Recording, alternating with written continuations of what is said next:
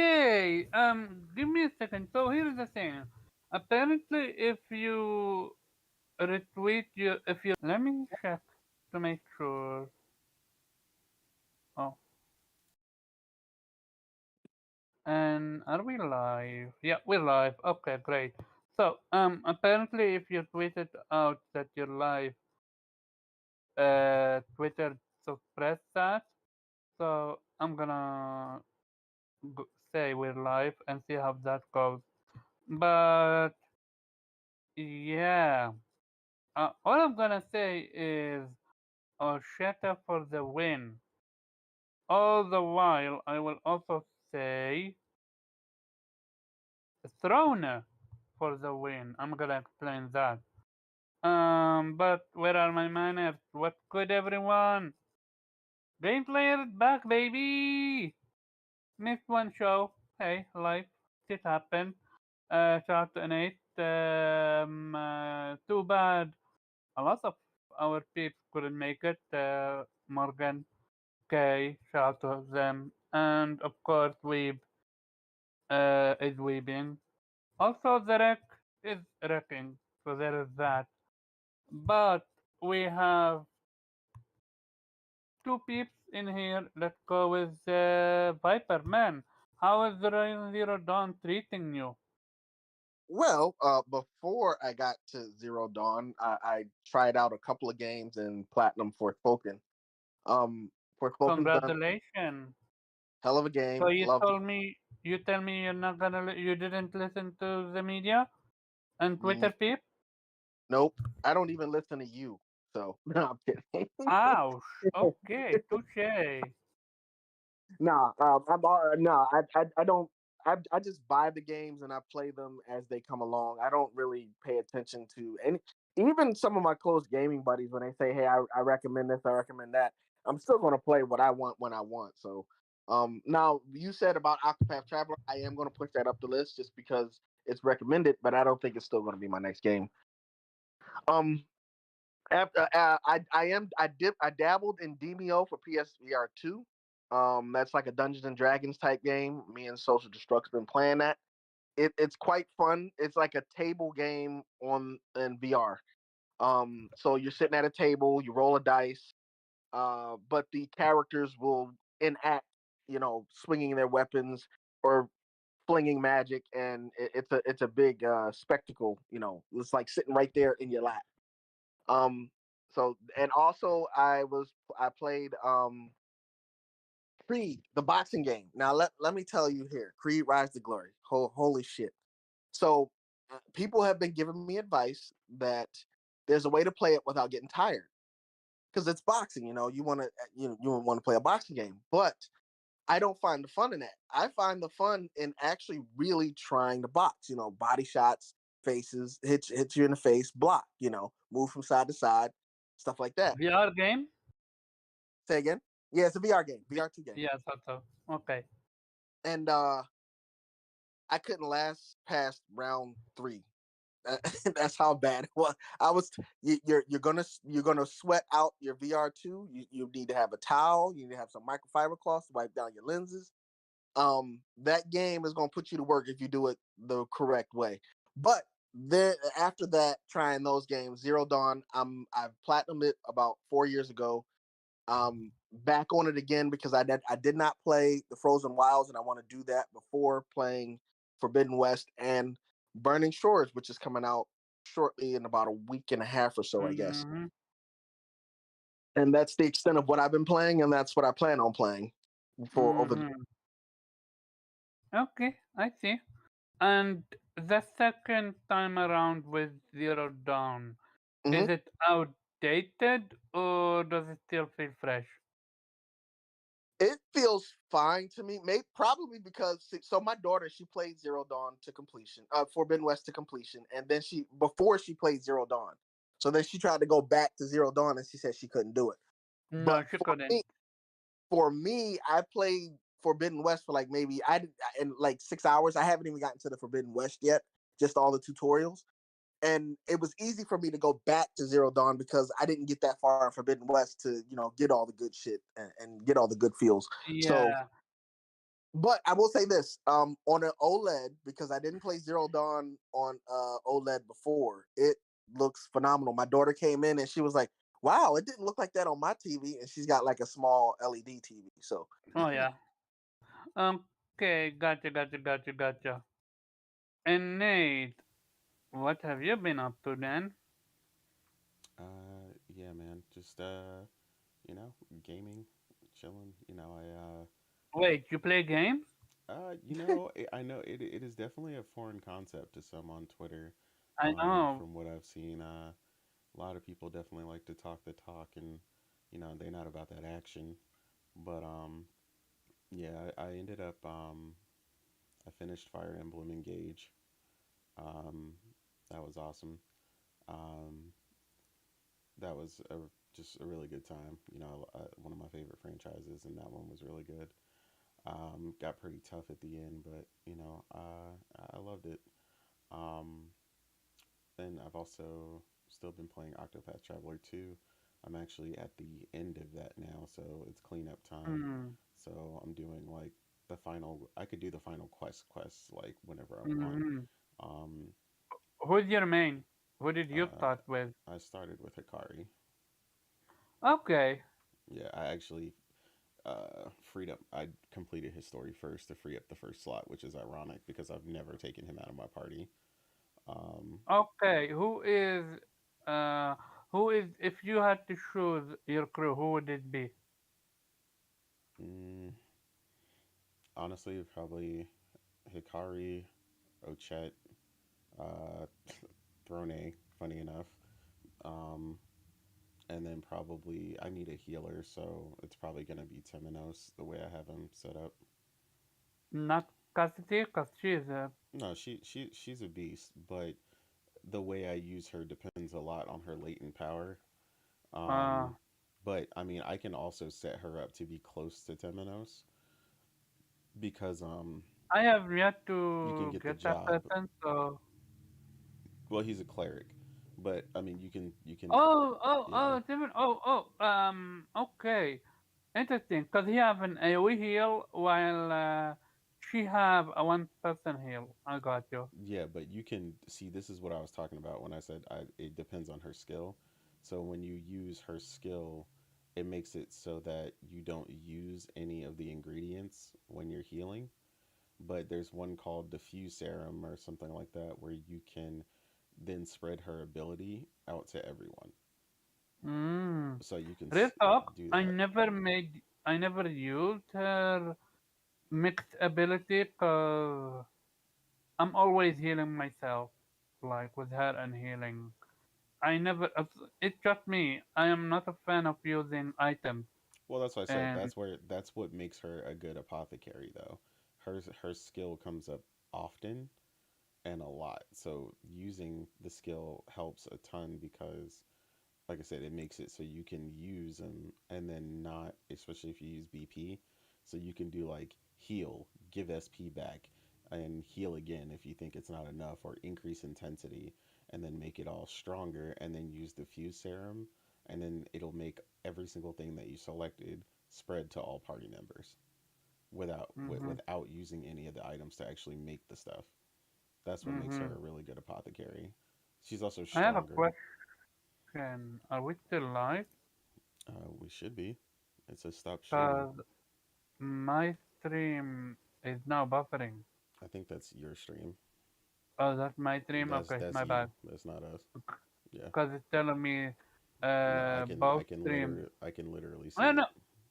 Okay, okay. If we're not just making sure that we love. I don't mind not seeing it myself. Okay, gotcha. Okay, did okay. Um, anything else you playing? Cause I'm gonna get into Octopath with you. Um yeah, still playing Dio Field and 13 Sentinels.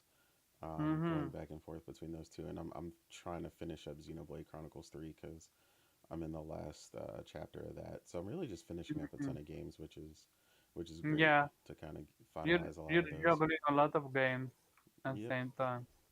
Yeah. Okay, gotcha. As for me, it's Octopath. That's it. Okay, so the good and then the bad. and then a little bit the ugly. First of all, no, I'm gonna start with the bad and then the good, because I really wanna rant about this. First of all, one of the worst can mechanics in any game history, dude. Edgar Oswald. First of all, is it me or does Edgar Oswald look a little bit like Edgar from Final Fantasy VI? I mean, he's a sprite, so I don't really. I'm only just now. You got to remember, I'm only just now playing Final Fantasy VI for the first time. So You're in for a treat, my man. Okay. that's what they tell me. So one of the worst scan mechanic, which called analyze, it analyzes what weakness a person, an enemy have, and apparently it shows its HP, but it goes away in a millisecond, and there is no way to get it back without wasting another time to scan your enemy. So how can a company like Square Enix allow for this to be a thing when we have the blueprint that is scanned in every single Final Fantasy, where despite the fact that it shows what you have, what you don't have, what enemies weak to, when you start to hit an enemy, you can see its HP. But with Octopath, you never see its HP. After you do analyze, it's over. His HP is gone. Am I the only one that have issue with that?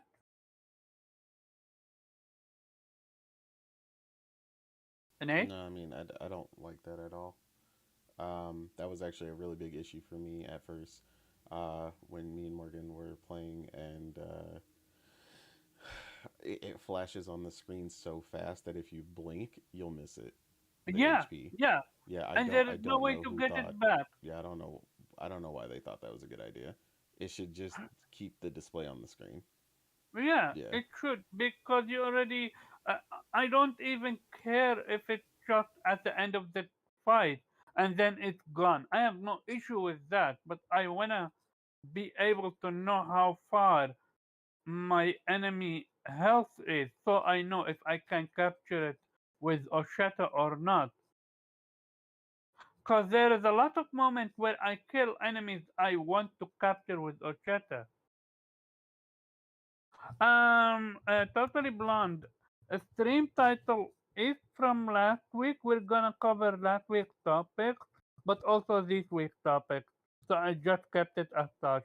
Last week I tried to go live, but then my issue was still a thing, which when I go live, the audio, what we call it, get in a repeat mode, so that's why I kept it from last week. I'm actually gonna delete the 40-second stream that I did last week.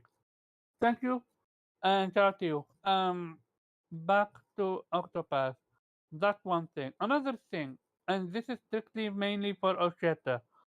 Why can't I have a place where I can put my uh what you call it enemies? I mean the monsters that I captured and save them. Wait, you mean But like a storage? yeah, something like that. And this You is mean so it. you don't have to swap them out? Yeah. Like I got beastly monsters that I had to let go of because I have no space. Yeah, but I mean, like you have to remember, it's like it's meant to be a limited ability within her. It's not like a so you got to look at each individual as like their own strength. Like it's not an overarching mechanic. It's literally just within her. So it's like it's not meant to be something for you to rely on entirely as far as like, hey, we created a storage for this. Hey, we created a thing for this. Like the way that other games have like a core mechanic, like everyone can turn into a dragon or everyone can do this. So it's like it's going to be as extensive as everyone else's like personal skills are. Like they actually give you a decent amount to cultivate, and I would agree with you if she is not the only elemental in the game. So far, you for mean me at least. the summoner. Who's You s- Osheta is the only element. Wait, there is a summoner. that's technically what she's doing. She's summoning them. Yeah. So she is the beast tamer in a way. Yeah. She is the only elemental. What I mean by that, um, she is the only character that I can genuinely rely on for strictly elemental. Like, uh, Throne have dark magic. Uh, Timos have white magic, but Oswald just have three types of magic with lightning, fire, and what you call it. So you need Osheta to balance that out, which I have no issue capturing the monsters. That's cool and all. Like for example, I captured that one cat that's super rare. I had to remove it so I can put a strong enemy, a strong monster Yeah, instead of it. I think you're overestimating the strength of some stuff based on the location you're at, because there's realistically like a solid like eight monsters that you're gonna want in the end. Like Yeah, so, I know. I already have one of them, which is literally a fuck of light elemental attack that literally does 9,000 damage. N- it's a one time move. I literally went to an area that's 48, 43, or 45. I forgot the exact same area level. While I was level 33 and I captured that monster. Like, I know how to play games. I broke it with Ocheta. Every I single mean, boss I'm not fight. gonna say it's broken. That's part of the thing I was explaining to you. Everybody can be OP. That's what I was Um, telling you when you were talking about hitting your first 9,999 damage. I hit a boss just earlier that day for 62,000 damage. okay, but what level are And you? hold on. Also, I'm pretty sure broken is a bad term because if the developers made the game that way and you decided to be overpowered, that's you. It's not broken. That's just your skill. Yeah. No. I'm not complaining about that. Well, no, No, he's I I'm just never. saying the word broken yeah, specifically, Oh, I, okay. but Yeah, yeah. got you, I got you, broke got you. I broke the game, and I'm like, no, you took advantage of it and did it your way, which made you overpowered. It's not broken. Okay, okay. Yeah. Um, taking taking point. Throna steel ability is OP against what you call it? Against enemies, against NPC. When it comes to enemies, it's really bad because you don't know what you're stealing. You're just stealing something without even knowing what it is. And most of the time, you're waiting a turn I mean, trying I'm to gonna be steal. honest. I haven't even used that skill one time the entire game. Yeah, wait, not even against NPC. No, I don't. I just don't. I don't use it in combat. Yeah, no, in combat it's useless. It's Yeah. absolutely fucking useless. You're not getting like I thought I'm gonna be able to get some good weapons or good items out of bosses. But you can't even steal from bosses. That's how lame the skill is. I'm like, what's the point? Like, are you literally the same developer that created Final Fantasy? Like, I'm sorry, what? I can't even steal from bosses? Like, so that's an issue. But on the other hand, did you do what I did, which try my luck on a 3% uh, equipment or a weapon? And if I get caught 5 times, I reload my save file. Mm, nah, because depending on how strong you are, you can eventually get to a 100% chance. So Okay, okay. Yeah, no. I went with. So I went to an area level 40. I was 30. I went there. I went through the entire area. I went to the city. The city had one guy that had 3% weapons all the way through. I I snatched them all, and I became OP as heck, which is entertaining. I'm enjoying the story. Every single story is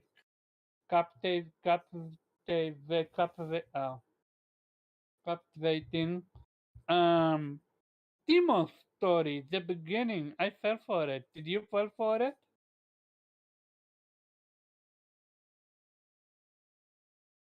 you said, did I fall for what? For that healer beginning story, Oh, nah, nah. you didn't fall for it. I didn't. Okay, I did. I was like, Oh I man. need that skill that he was doing, that lighting ice, something magic fire. I like that. Okay. But yeah, as you can see, I'm ranting a little bit about Octopath because with certain stuff, they do a horrible job with it. But when it comes to the actual good stuff, oh, it's there. Between the voice acting, between the light and the night and day mechanic, where in day your skill is different than from night. Also, even in combat, if your character, some of your character comes with you at night, you actually get a buff or debuff an enemy. Like it's that good. Yeah, And no having matter Throne who you in your party at night is really good for that. between Throne, between what's his name, Timoth, that mage, that healer. I mean, he's a priest. Let's call him a priest. Yeah, he well, he's a cleric of the church, but yeah, Oh, okay, cleric, priest. Uh, yeah, he is sarcastic as heck. yes, He he is is. entertaining. Which it was a very different vibe from Throne's backstory, for example, or even Hikari backstory, for example. Also, the dude that plays Harvey, which is Oswald's enemy, Yeah. this dude is literally Dale Brando from is at least a Japanese voice actor from JoJo Bizarre Adventure, Ah, okay, which gotcha. I noticed that in an instant. So I stopped the game and I literally had to Google his name because that's how notable it was. I love stuff like this, which is one of the reasons why I love Ghost of Tsushima because of the voice actor is literally Zoro from One Piece. Speaking of that, Throne backstory is rough, man. It is rough. Um, what your thought on the dancer? I have not got her yet, or the gunslinger, but she is my next target to pick up. I mean, to be honest, all their stories are interesting. No, no, no. At gameplay wise, is she good? I mean, she's gonna be like a buffer, so Mm-hmm. everybody is good because there's another mechanic that I don't think, at least I'm not sure you're utilizing at least entirely yet. Which But one? Second yeah, job? the second jobs. Yeah, but I need to get at least a few second job. I only have the inventor, which is pointless. I only have, and I have maybe when you upgrade it, you get Yeah, I was something gonna better say out of it. it's not pointless, but you need certain skills from it. Yeah. Yeah, I have the hunter, and I have the healer and the uh, mm, Cassie ability, and I have the swordsman now, and I'm just using them to for what we call it, the weakness. Like for example, if one character doesn't have a sword, then I give him the sword, so he's able to Yeah, do sword you're damage. you're trying to shore up their weaknesses. I got you. Yeah, precisely. Because right now I'm overpowered at heck. Like I'm running through enemies. Don't worry. The game will make you understand. Oh, I don't know. At some point, I know I'm gonna run through a roadblock. I went through it when I went at a level 30. I tried to fight a level 40 boss, and I got decimated. Like, I survived until he does his fuck off AoE, and the issue is there it's a magical AoE, so even thrown ability to negate melee damage for one turn is not helpful. So I'm hoping to get someone that can negate magic damage or at least weaken it, and then we'll see from there. Also, I need some level 40 gears. I will see. Um, One thing for sure, I would say the game XP is iffy. I'm like, I I'm mean, literally fight. I don't disagree, but that's why there's a specific way to kind of go about it. But yeah, I have my character that get more XP, and I'm still like, dude, I'm level that's 30. because some of them have skills that give them more. Yeah, I'm level 30.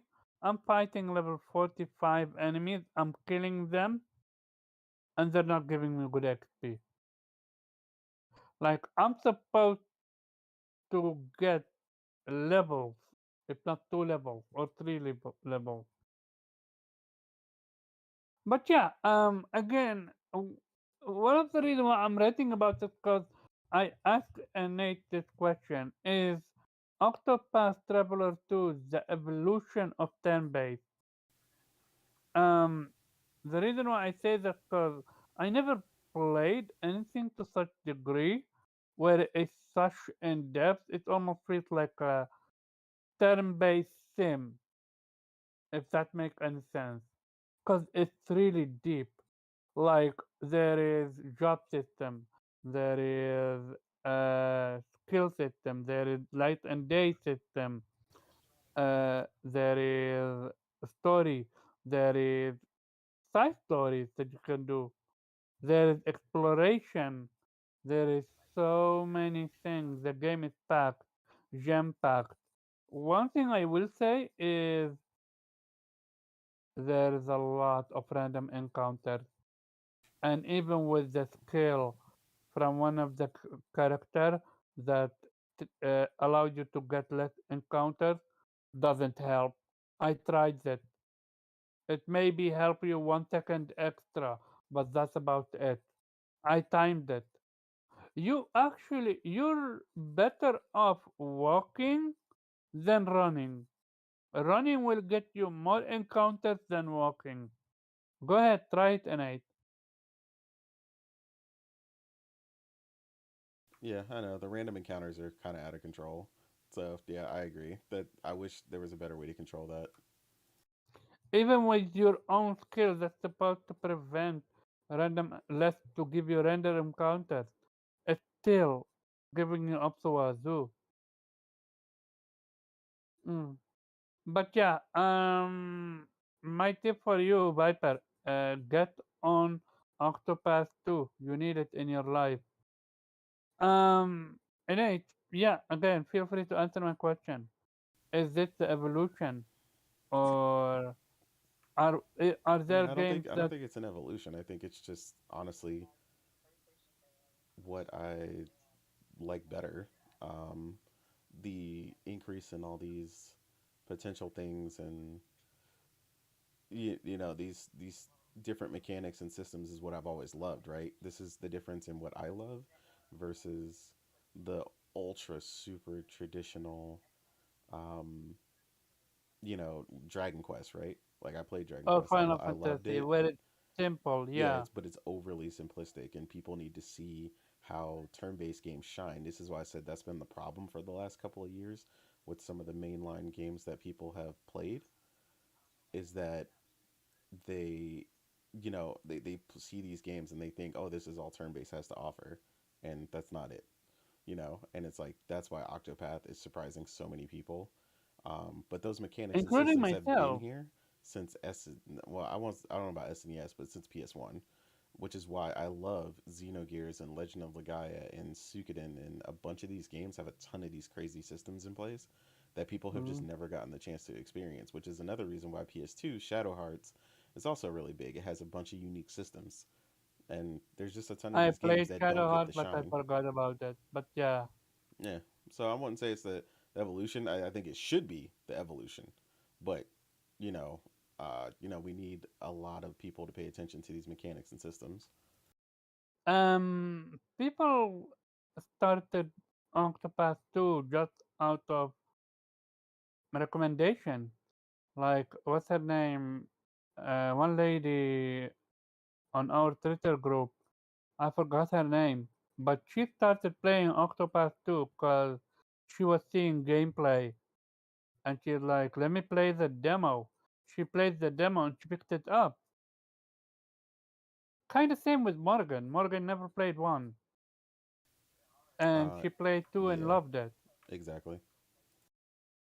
Um, okay, for some, I know you mentioned a few, but for someone like me that's loving Octopath, what other game do you recommend that I should try? You said what's a what? For someone like me that is loving Octopath, what other game do you recommend me to try? I mean, for current day stuff, live a live. So I mean, you can start there. That's my next uh, Yeah, they obsession. be Don't I worry don't know, about man. it. They I be already wilding got the with demo this weird downloaded. understanding Real where they talk, think that I there's some think vast I might difference. not be If able to anything, buy it I day hate to one tell them, but because my Forbidden problem West coming across DLC most coming Xbox fans around, is they actually and I need to lack get that, and I just the purchased two they games. actually lack the knowledge of a lot of So other games that live we live, we're play, gonna take a but little bit it of a back upsets seat them. They until I'm that able to we get fully it. understand them. Like they don't But like they're that's basic, absolutely my but next they don't like that. obsession. So they got to try to find something to make them feel Okay, like I think we we talked. I talked enough about Octopath. Um, I'm loving the game. I know I ranted about it, but that's the thing with me. At least with me, when I love something, I want it to be better. I want it almost like to be perfection in a way. Cause what I am asking for, aside from the nitpicky with the storage, at least when it comes to the scan, that's an issue. And also the random encounters, that's irritating. It slowed down the pacing. But other than that, this game is a recommendation. No. This is a must own. If you're a turn-based fan, but also if you're just a fan of amazing gameplay and fantastic story. agreed. But yeah, let's start with the topic, shall we? Um, I while government are looking for to either pass the deal for active. We're not talking about Activision, Activision Blizzard, or uh, or stopping it. They should focus on putting a new rule where where companies aren't allowed to introduce loot boxes and microtransactions after the game is released. What am I talking about? Resident Evil remake came, 4 remake came, and it got highly great reviews. And then a few weeks later, now we find out that that Capcom have introduced almost like pay, not per se to win, but almost like yeah, it's kind of like pay to win because keeps it keeps stuff. It should give you ability to not break the game, but almost like make it easier on yourself. Which it's a single player game. If people wanna do pay for it, so be it. But at least don't be scummy about it and just be upfront about it and release it with the game and not hide it. So the score for the Metacritic wouldn't get impacted by it because you already know that's the only reason they did it. They didn't want the backlash from Metacritic because if it was if it had microtransaction like to that degree, people would have said, okay, we gave it a 90, we're gonna give it to 85 because of the microtransaction, something to that degree. Viper, what's your thought? Um, I I mean, I I'm upset about it because, and my daughter actually gets upset every time I mention this because she likes to buy microtransactions and shit on her phone and on the PlayStation. So request mom to approve it, and mom will approve it. And if I see their approval, I go, "See, you're the reason why gaming's going to shit," and I point my finger at her. And then she like gives me a huff and then suck her teeth and then kind of roll her eyes because she don't want me blaming her. But um, unfortunately, as long as people are stupid enough to keep buying these microtransactions, they are going to continue to do it. I don't buy these microtransactions. So I'm very happy to say that I save my money and I only pay for the game. So um, Mm-hmm. as the only way to stop it is to Not get buy it.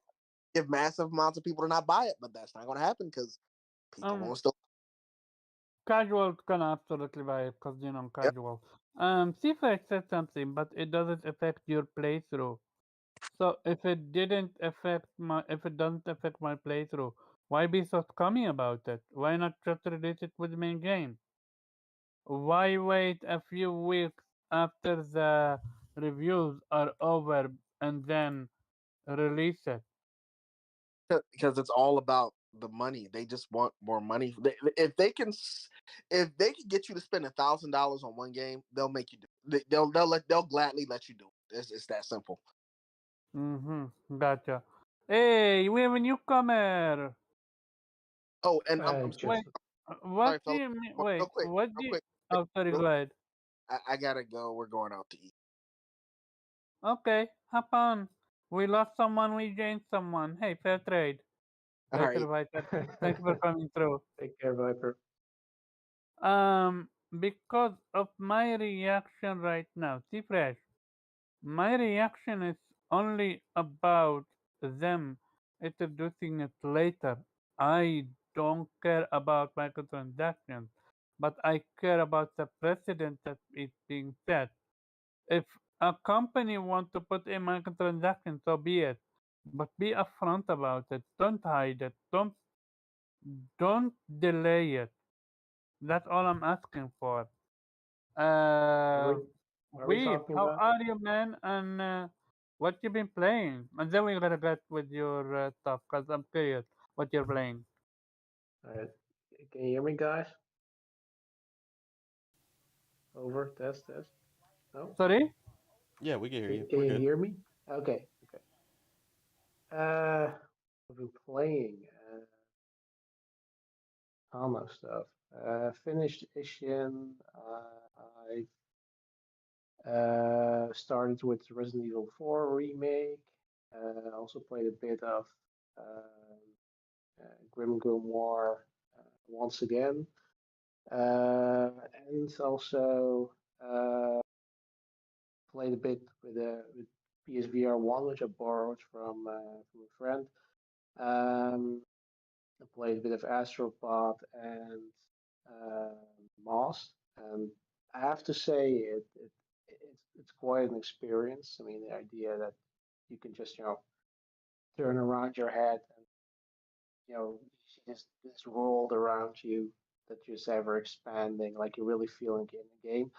It is a bit tiring for the eyes because you're basically you have just two cell phone screens in front of your eyes all the time, and the thing's force strapped to your head, so you'll feel that.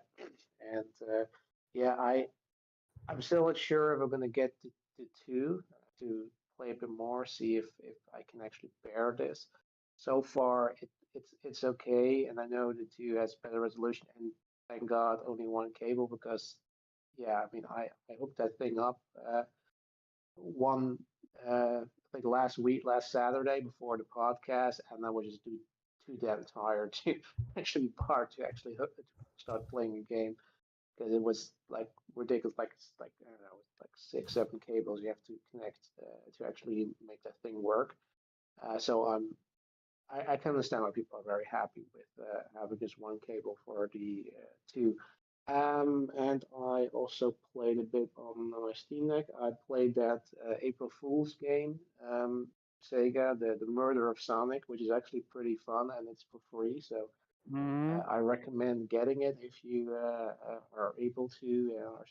So inclined is basically just yeah, murder mystery game. So it's basically sort of point and click with some, I suppose, some platform elements because every time you have to reach a conclusion, you basically have to like what would Sonic do, and then you play a section where you have to play like Sonic and collect rings Mm-hmm. to have enough to hit the proper conclusion. But it's pretty fun, and it's like really short, and it's probably the best April Fool thing they ever made. Yeah, that's it. Okay, gotcha. So the first topic would be that's where we are. Capcom adding microtransaction to Resident Evil 4 remake after allowing all the reviews to do sort of thing, the reviewers to review the game without a microtransaction, and then a few weeks later doing the microtransaction. Are Um, they adding them to the main game or to the Mercenaries DLC? I think it's the main game. Sure. Um, Correct me if I'm wrong, T-Fresh, you're aware of it. They adding it to the main game, right? Also, T-Fresh, I never. It is a good game without a microtransaction. Yeah, microtransaction does not make it less of a good game. But yeah, no, I think it's for the main game. What's your thoughts on that? Should the government be able to uh, intercept this and prevent this from happening? Well, I mean, there is no way they can at the moment unless they ban microtransactions at all. Um, but yeah, I mean, it's the thing is like it's not like they advertise the game. It will not have microtransactions. Period, right? I mean, I know some games actually do that because there are of a particular genre where people expect microtransactions and they're advertising it as a feature. You be graceful to us that we didn't try to screw you over, basically. But I don't think they did that with Resident Evil 4. So I think that's hard, and it's not the first time this happens. I think Ubisoft actually I think did that with a game where they actually advertised it as or at least said that the game won't have microtransactions, only get patch it in later on. And yeah, there's definitely some deliberate um, aspect to that where they do that for the reviewers, and then when the game is reviewed and get got scores, and maybe reviewers even thank them for not putting in microtransactions, they add them. Um, or sometimes you have the opposite, like with Shadow of War, where they remove them afterwards after they probably got all the money they wanted. Um, I don't think they can. I don't think. Um, Certainly, there's something to be said for the cases where there's false advertisement. I don't think that's the case here, and I don't know if this will affect gameplay. Reading up on that does seem No, to it does. be It does, cause it's literally yeah an upgrade to your weapon. Yeah, you can literally become overpowered. You can. It's almost like skip time, where you need. It's an upgrade for your weapon, something yeah that okay, you. but it's a time saver thing rather than actually um, you know taking something like it's not that they made the game or that they had making the game more grindy to get those No, upgrades actually, by playing the game. actually, because of it, people start to question their what you call it, their gameplay mechanic. Are they? Yep, I read a few posts about that. Was it like it make you question the gameplay mechanic if they added this microtransactions? Because Well, they're do you like, mean the why make it so aggressively hard? Because I remember hearing Innate, you said you're not getting the plat because Resident Evil 4 is on some fuck shit when it comes to difficulty. You said I'm not getting what? The platinum in Resident Evil 4 I mean, I'm not. remake. I'm not playing Resident Evil 4 No, remake. I forgot who it was that was not Yeah, it getting the wasn't me. plat. No, it wasn't you. It was someone from our group that loved the game, played it, but called it a day. Um, well, I mean, I don't know if like I said, I just start playing the game, so I'm not far enough in there to mhm. know if that actually is a thing. So far, it seems okay, and I haven't heard anything at least prior to this announcement that people found it too grinding. The thing is, like, this game is supposed to be played multiple times when to get a plat because, and then that's not unusual. Resident Evil 2 did the same thing. I think 3 remake too, where you have to play on a higher difficulty mode that you unlock. You have to um, do a speed run. I think run where you like have like a limited number of saves, or don't use your special weapons or whatever. So there, if you want to go there you have to do that anyway. And like I know if I'm gonna do that. I did hear there was trophies don't stack, so you do have to I think do a normal and a hard run, even if so you don't get normal if you do that to a hard run right at the bat. Um, but like I've done that for two. For two, I've played that game multiple times just to get a plat. But well, it was fun to do so. Like it was fun to play in a higher difficulty and sort of try to find the optimal way to save time and sort of make sure that you every section knew how much time you spend, so you knew okay, do I have enough time left? And if you don't, then you load an earlier save and try to do it faster so you get at the right time. And that was fun to me, so I didn't mind that. I don't know if we're going to do that for four. I'll have to see, but so I don't know. I can't judge if the game's actually been designed that way. It's possible if they plan this that they decide okay we're going to make this just annoying enough that people might be inclined to buy those microtransactions. But I mean, I at this point I can't say. Like, yes, I'm not a fan of microtransactions, and yes, if they did do that, that's pretty shitty. Um, but at this point, for me, it's too soon to tell. So we'll have to rely on other people's experiences. But like I said, I didn't know that this was coming, and so I'm not caught up with people's opinions on this. Gotcha. And Nate, what you thought? Um, yeah, I mean, honestly, I don't really give a shit because I probably won't even play RE4. Um, Mm, I mean, I know what you're saying, and I mean, ultimately, as far as like the shortcuts, I think they're just going to keep putting them, like Viper said, as long as people keep using them, or they're getting enough usability.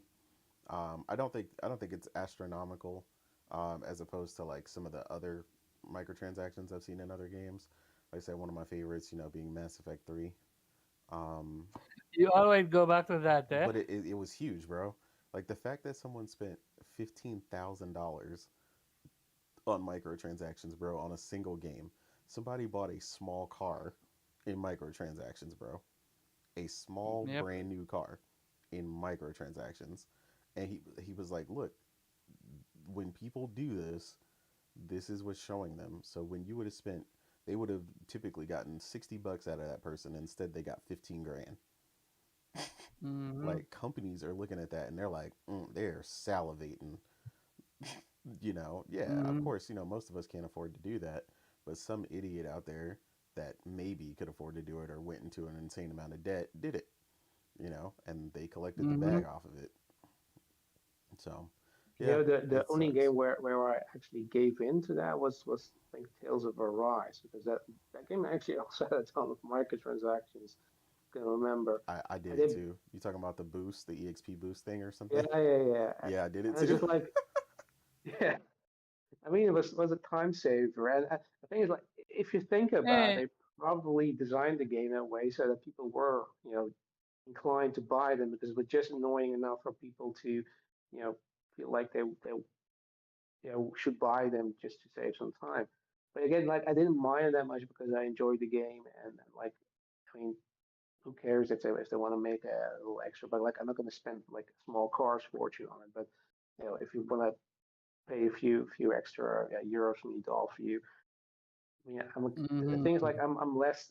You should of course be keeping the same energy, but there's a thing about like if you like the I game or if you like the franchise or if it's maybe like a franchise that's not necessarily like a gangbuster franchise, I'm less critical of it because like I said, like, okay, sure, if that helps you, increase the revenue on that thing and make sure I'm getting the next, the sequel or a spin-off, whatever of that franchise, I'm cool with it as long as you don't fuck with the main game. Don't do some fuck shit that's gonna ruin my experience, like making it extra grindy. So I actually have to buy that shit because otherwise the game is unplayable, or carve out quick game modes or whatever. Um, you know, and that's obviously a risk. That's certainly something that could happen if given a finger to take the hand. But I don't know. Well, uh, there is a certain, I guess, a bias there, which I don't mm-hmm. necessarily think is bad personally, but you know, in general, yeah, of course you can say, dude, you're a hypocrite, just because you like the game, you don't mind, but it is what it is. Mm-hmm. Yeah, no, when I need to explain something. It's not that microtransaction is good or bad. It's that them putting it right after, it's that hiding it until they got the reviews and them putting it. That's my biggest issue. Well, Microtransactions are I not gonna go away.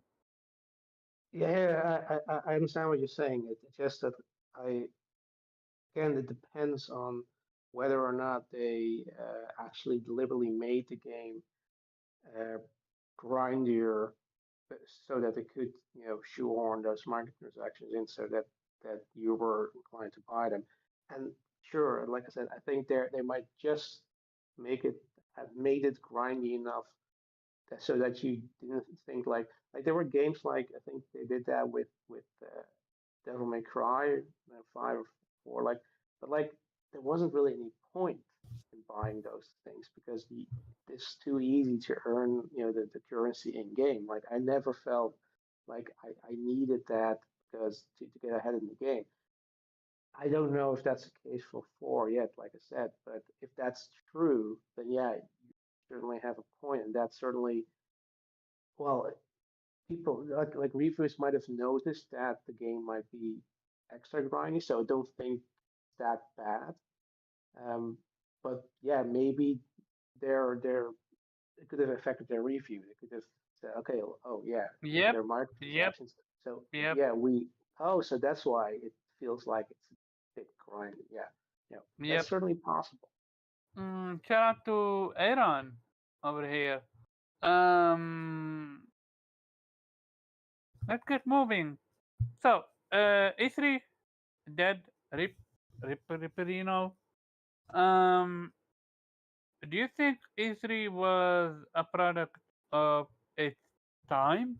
And now that we went almost digital with conferences, E3 almost like was dead in the water? And Uh, I don't know, man. E3 just it's a dinosaur of the past. Um, right? it's kind of like going to Blockbuster. You know, when I love picking stuff out, but I'm picking it up off the shelf. But versus being able to not leave my house and just press a button, that's basically the difference, and that makes a big difference for these companies and needing to prep for a big showcase. Like you can just prep for it when all your teams are actually ready versus trying to crunch and get all the side projects ready for one big show. And that's where E3 kind of crumbled. Um, and then Mm-hmm. PlayStation got so big, everybody knows the reason people took off work and waited and watched it like the Super Bowl is because PlayStation was gonna go last and they were gonna crack the whip, they were gonna go ham. You know, I think it was the fight between PlayStation and Xbox. Who's gonna outdo who? yeah, yeah, always. But everybody knows PlayStation always went last, so that was always the setup. They were like, "Yo, depending on how good Xbox show was, this PlayStation decides how much do we got to show." Xbox had it their moment, but PlayStation like legendary moment 2016. Yeah, PlayStation One of has a the ton of moments like that. That's yeah. 2018 also like Last of Us 2 gameplay reveal. Um, I think real talk. When Nintendo left E3, did it hurt E3 that much? I don't think so. It felt to me like it could keep going. But when PlayStation left E3, I think that was when there was the writing on the wall. Shout out to Aaron. He said, I think E3 format as a media retail space is unnecessary. Gamescom, though, a whole different story. Getting the masses to play your game, create word of mouth, etc. Totally different story, in my opinion. So, Aaron, how about this? In a period of Gamescom, why not do what uh, Microsoft did, which is give us the ability to play 100 demos during that? I think either Gamescom or what we call it um E3. W- Why can't companies release a limited demo that actual gamers that can't attend certain events should should be able to experience. I think that's a great idea. But I also agree with you, Innate, and Aaron, that E3 is just a thing of the past. Hey, we have Cyber Dragon. So, and Aaron said sure, but some builds for these games, as Innate alluded to, might not be ready to be sent out through stores, but they can let people play them under surveillance on the flop physically. Okay, gotcha. Um, Weeb, what's your thoughts on innate dying? On innate dying? Oh God, no. On E3 dying, and uh, What they when do you dying? think did it die? uh, when it died? Well, yeah, when Sony left, that was basically when the signs were on the wall. Yeah, I mean, this doesn't surprise me.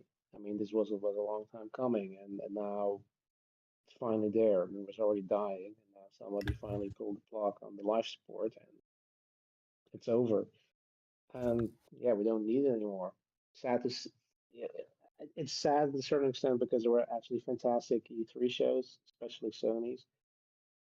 But especially COVID has shown that you don't need a show like that to get your message across. And probably didn't help that the ESA charges a ridiculous amount of money for these companies to basically sell their tickets for them. So I'm not surprised that it died, and I do feel like there is a space for conventions, but like I agree with Aaron. Like it's like I've been to one locally here last year, and yeah, I mean it's actually fun to be able to play certain games ahead of time, especially ones that you're not sure about. And yeah, some games like with One Piece, like I was able to play that early, and that convinced me to actually buy the game. Yeah, there was a demo later on, but at that point I already had the game pre-ordered. While with Evil West, like I played that, didn't like it at all. So for me, that was a great way to know that I wouldn't be playing that game. I think I probably dodged a bullet there, considering how the game was received and how most people didn't like it. Um, so yeah, I mean, I definitely think there's a place for conventions, but yeah, the So, the do you think end of uh, shows like E3, that's done. Yeah, good. do you think Summerfest is gonna stay, or do you think it will die out as well? Well, Summerfest is mostly sort of like a digital show, right? That to a certain extent, there are of course guests, While but it's digital, they also allow people to come in. yeah, like I said, it is sort of a mix there, but it's also more low key. Things like I still think most of that is also a waste of time. It's but Jeff Keighley definitely took the opportunity, with the sentiment for E3 and then Sony pulling out and just use that, rode that wave, and he's on a roll there. I mean, it's not like it's particularly good content he's making, but he's definitely doing well for himself.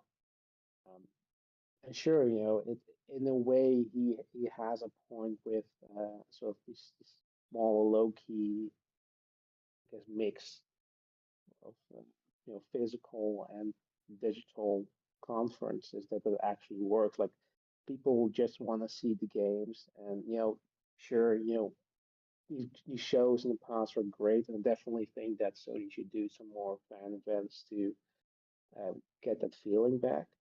But to actually do the job that it's intended for, to I don't know, that to be fair, E3 was always or originally supposed to be an event for the media and not for the public. Um, Mm-hmm. but it has become that, and for you know essentially it was an experience. But in the end, these publishers and developers want to sell their games, and for that, it's no longer, let's say, the optimal medium to do that. Let's say smaller scale events or digital events are yeah, or the future, or the present. Basically, that's how it's going. Um, and and this what it is. I mean, yeah, rip E3, I guess. Gotcha. Um, Aaron, if you're still here, I have a question for you. As a journalist yourself or a reviewer, why do you think companies keep giving IGN their gameplay? Allow IGN to do almost like a first reveal gameplay. Because apparently IGN is literally the first company to get access to Redfall and showcase it. And they did such a horrible job with it. And it's not just Redfall, they did that with Doom Eternal, and I'm pretty sure they didn't done it with other games. Like, look at that one dude, not from IGN, that was playing Cuphead. Like, he clearly couldn't even get through the tutorial.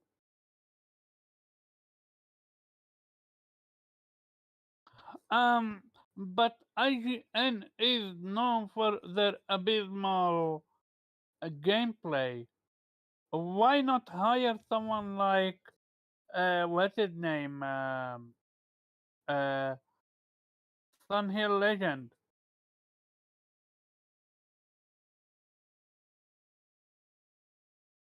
Dude, Cuphead by was horrendous. Come on, Aaron. I know you're joking, but still, it's like you as a gamer, you have only one chance to impress me. First impression is everything. After the first impression, it's going to be very difficult to forget what I saw and believe in your game. That's how it is. Um, and Weeb, what's your thought on the reveal, or not reveal, the gameplay that was showcased by IGN for Redfall? And do you think IGN should ever showcase gameplay ever again after the abysmal gameplay for Redfall? Well, I haven't seen it because I couldn't give a fuck about Redfall. Okay, I feel you. Okay, then, Innate, you saw it, right? But by the way, that terrible gameplay of Cuphead wasn't from IGN. That was a different. I No, think no, it no, was no. I am aware. I'm Polygon. aware. This is why I said not IGN, but just uh, what you call it, journalists in general. If you know a journalist doesn't know how to play, hire someone that does.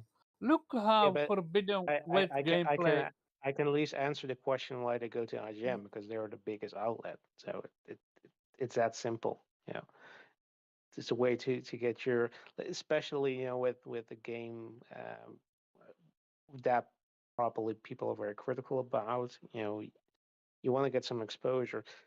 And yeah, that apparently again I haven't seen it that blew up in their face because it. But if it's terrible, it's terrible. You can dress it up all you want, but it's still going to be terrible. Um, Give me a second. 1 second. I heard you. Um,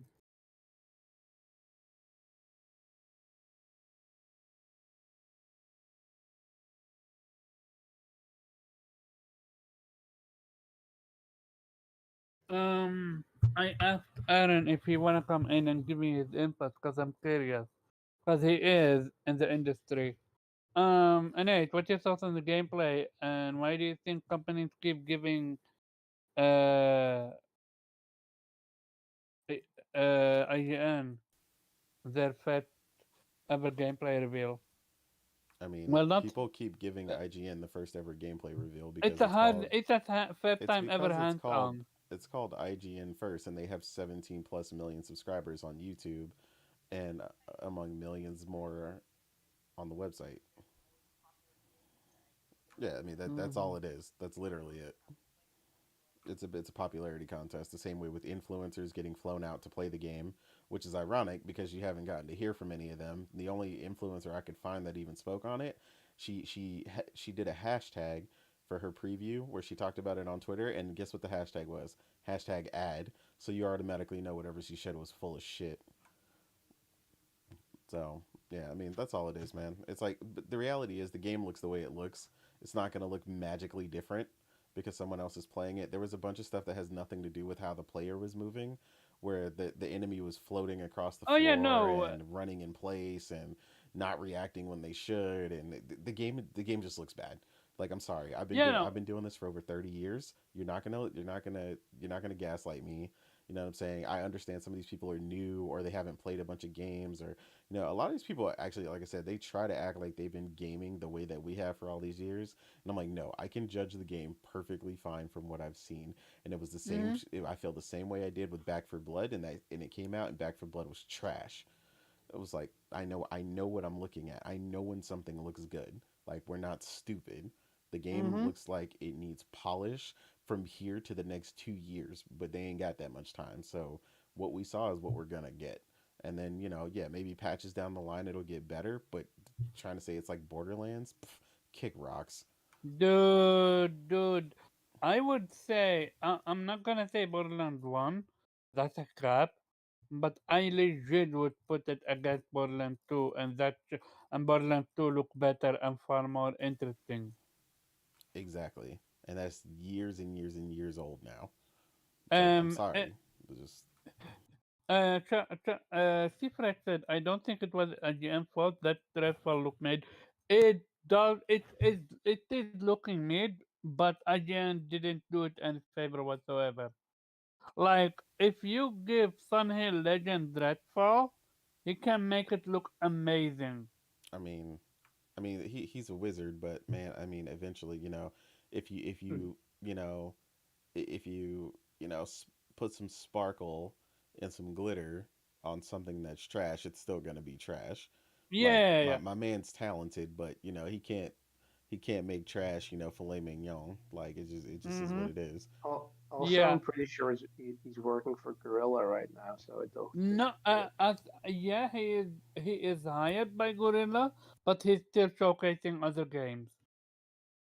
Sure, but I'd say that there might be a clause in there, say like, yeah, you don't Okay, show yeah, us. I feel you. Okay, on that end, I feel you. But Sunhill is not the only main main guy. Like, what I mean by that is find people that actually play games and let them showcase their game. Or even, like, where is the quality of control? Hey guys, this is the gameplay we're gonna show for Redfall. This is what we played. Is this But approval? the thing is with Sunhill, like he basically makes videos of games that already released, and he showcases, or he doesn't showcase the game. He just makes cool uh, gameplay clips of showing off his skills, and showing off how cool the game is, but not like giving demonstration of the basics of the game, what the game is about, or giving you a long gameplay demo. And he's doing that after the game release, and sort of it's more of like like a highlights reel, after the show, right, rather than a pre-show trying you to sell the show on you. Right? So I don't think that's the same medium basically, the same purpose. So Mm-hmm. and I don't. The thing is with Redfall, again, I haven't seen it, but as what I've seen before didn't impress me. So I'm not surprised that it didn't go well. I think they have had like two choices: either don't show anything, sort of keep it on the wrap so that people don't find out, or aren't disappointed by it, or take a gamble and hope that, because people are already skeptical about that, maybe if you show it off, that people find it only interesting, that goes well. I'd say they probably could Mm-hmm. have known that wouldn't go over well if it's not impressive. But I think they just took a risk there, and you know and again, like the thing is with all the games that are Microsoft Studio properties, they don't necessarily have to, do well, or have to, you know, be great, because they're not necessarily competing on the same level as, as third party games, as Sony games, Nintendo games. They don't have to, you know, make a shit ton of money when they're released, because they are a service. They are there to sustain that Oh, service. because it's in Game Pass? Yes, that's basically around, let's say, way of saying I don't the know. Just say the word it's in Game Game Pass. Pass. It's not. Yeah, It's not taboo. Okay. Shout out to Aaron. He said, "All I can say is that Redfall gameplay is the best gameplay from Arcane yet, in my opinion. Also, it's a little bit easy, so I would suggest raise the difficulty a bit.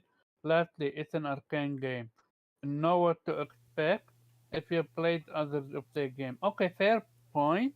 I mean, I've played But other when arcane games and I still think it looks trash by comparison to other arcane oh games. gunplay, he meant gunplay, not gameplay. Oh, Gotcha. gunplay. Well, if that's the best gunplay they got, they need to hire somebody else because that shit looks stiff as fuck. It Coming from someone who has come played the best gunplay in the industry right now, guaranteed, I don't care if they like the game or not, will tell you the best gunplay out there right now is from Bungie with Destiny. Like, either Destiny or I would say what we call it Borderlands. I mean, even then, the gunplay is still better on Destiny. Yeah, yeah. And you know I'm a massive Destiny is Borderlands fan. first. Destiny first, then Borderlands. I would say.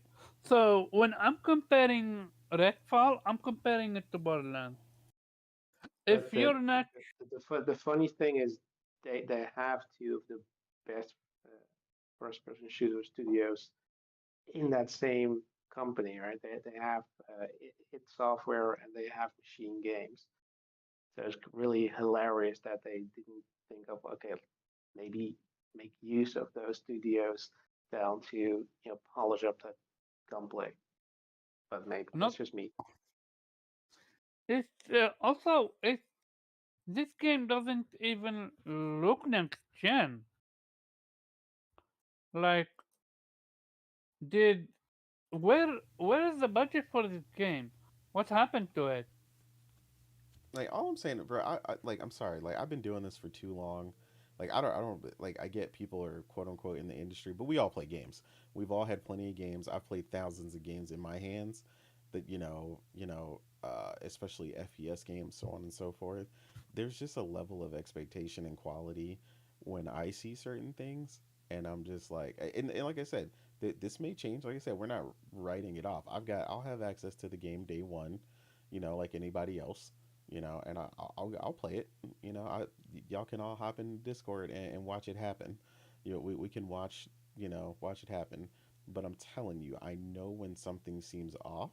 The same way I did with Back for Blood when everybody swore Back for Blood was about to be this, that, and the third, and all the bag of chips, and that game was freaking terrible. Like, Were you banned with it? By it, I mean. was that what? Were you banned by Back for Blood? What do you mean banned? Burned. Oh, burned. Nah, because I already knew it was gonna be just like it was just Mm-hmm. like a wannabe Left for Dead. The difficulty balancing was messed up. The card system was trash. Mm-hmm. They fucked up single player progression entirely in that game for literally months on end. That you Mm-hmm. couldn't even progress if you played single player at all. Like this. This is just so frustrating, man. With these live service games, Hey, bro, they just okay. Got shout out to Aaron. He said best gameplay right now, in my opinion, is Apex and Halo, and I can see Destiny be Oh, there I as mean, I know well. he a big Halo fan. I've played Halo. I fucking completely disagree on that.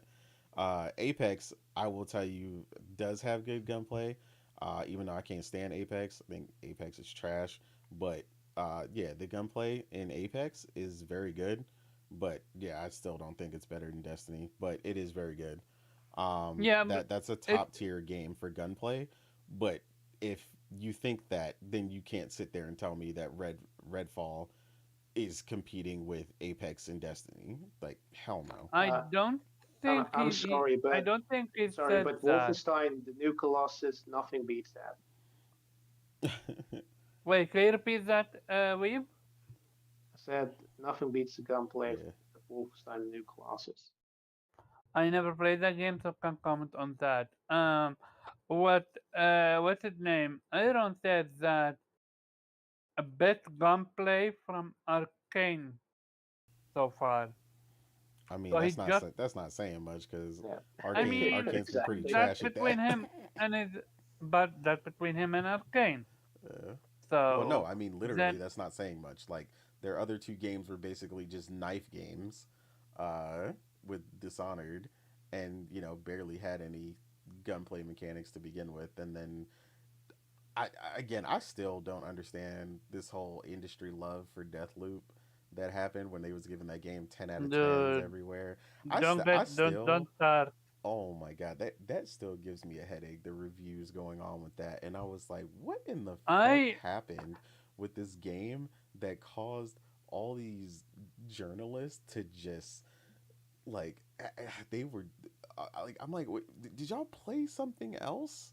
Like dude, I'm not saying the game is terrible because it's not, right, and they've improved it plenty since then, but what were y'all playing? Like AI standing around and not doing shit and all that stuff before they fix the AI, and it's like none of this shit caused you to not give this game a 10 out of 10. Like I was like I remember I still remember uh what's his name, Deli, trying to explain what he thought they may have seen. And I was like, look, I don't care what they think they've seen. We can all see a bunch of flaws or reasons to take points off in this game. And yet, this game got multiple 10 out of 10s from some of these outlets that have given like 5 10 out of 10s in their entire lifetime. And it's like, dude, I'm sorry, something was wrong there. I'm calling something out. yeah, Something was weird. with what I'm call it, I will never forget. I watched gameplay where it literally hit him in the face, point blank, with a shotgun, and the enemy walked off like nothing happened. And you weren't invisible, and it was not a glitch. It's the AI was that bad. Shout out to Aaron. He said, Wolfenstein New Colossus on hardest difficulty is absolutely amazing. The game needs more love. Um, I think we ran through this conversation, this topic enough. Absolutely. Um, Staying with this, why isn't why is this game 70? And why is then this game looking uh, uh, almost like still in alpha state? I mean, it's 70 because it's just gonna be on Game Pass, which is what they're gonna say anyway. You know you're gonna get that, but it's on Game Pass, so I mean, yeah, Yeah. you might as well just face it. That's gonna be the reality of it. But I mean, like I said, man, front and center. Regardless, it'll be out soon enough. Um, I can't wait to say I told you so to a lot of these people. But at the same time, I just gotta accept that a lot of people on Twitter, they they put they think their gaming resume is a lot longer or a lot more diverse than it is. So I'm not a fool with this. Like I've seen time and time again where people have ultimately admitted that there's a bunch of types of games they haven't played, a bunch of you know mechanics and stuff they haven't been used to. There's, I mean, just now, like, there's a ton of stuff coming from PC that used to only be PC exclusive games that a lot of console players are really just getting a hold of for the first time. Like, I mean, a ton of people just said, like, the Diablo 4 beta was their first time ever playing a Diablo game. Hmm. Then you got the Valheim showing up from PC as well. Valheim. You know, I mean, we ain't doing all that. It Valheim, but uh, either way, like again, that's stuff that PC and stuff thrives on, and a lot of people have never kind of seen that stuff or played around with that stuff, and that's what I'm talking about. So it's like Mm, the reality is, if the game's gonna stand up, um, and be good, then it's gonna thrive, and if not, it'll be very apparent. Back for mm. Blood already, clearly being in trouble.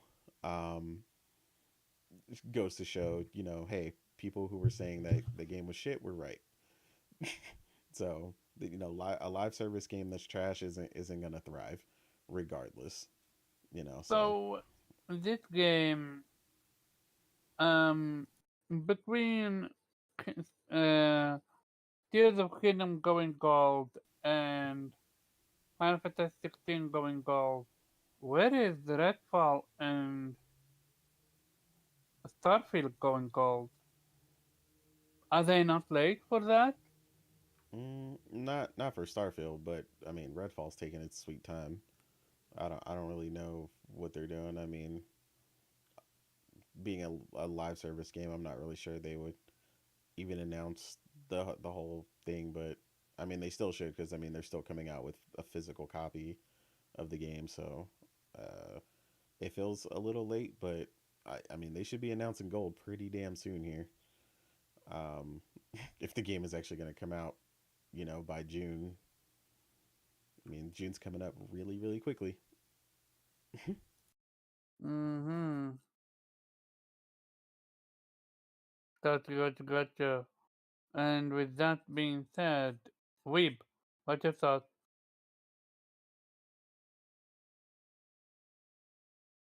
Again, I don't give a shit about Redfall. I'm not a fan of Arcane. Okay. You're not a red. Okay. So you have absolutely okay. Go ahead. Well, no, so I mean, it doesn't really matter what it does. I mean, it doesn't really concern me. I mean, if the game is indeed not looking like you said, like looking like an alpha, then clearly the game isn't ready for launch yet. Which doesn't mean that they're not going to launch it anyway, because It well, it they can absolutely do that. looking like an alpha. It's looking pre-alpha even. Yeah, I mean, probably going to have a rough launch. I mean, based on what people are saying, it might be after having a very critically acclaimed game with Deathloop, might be a dud for a game.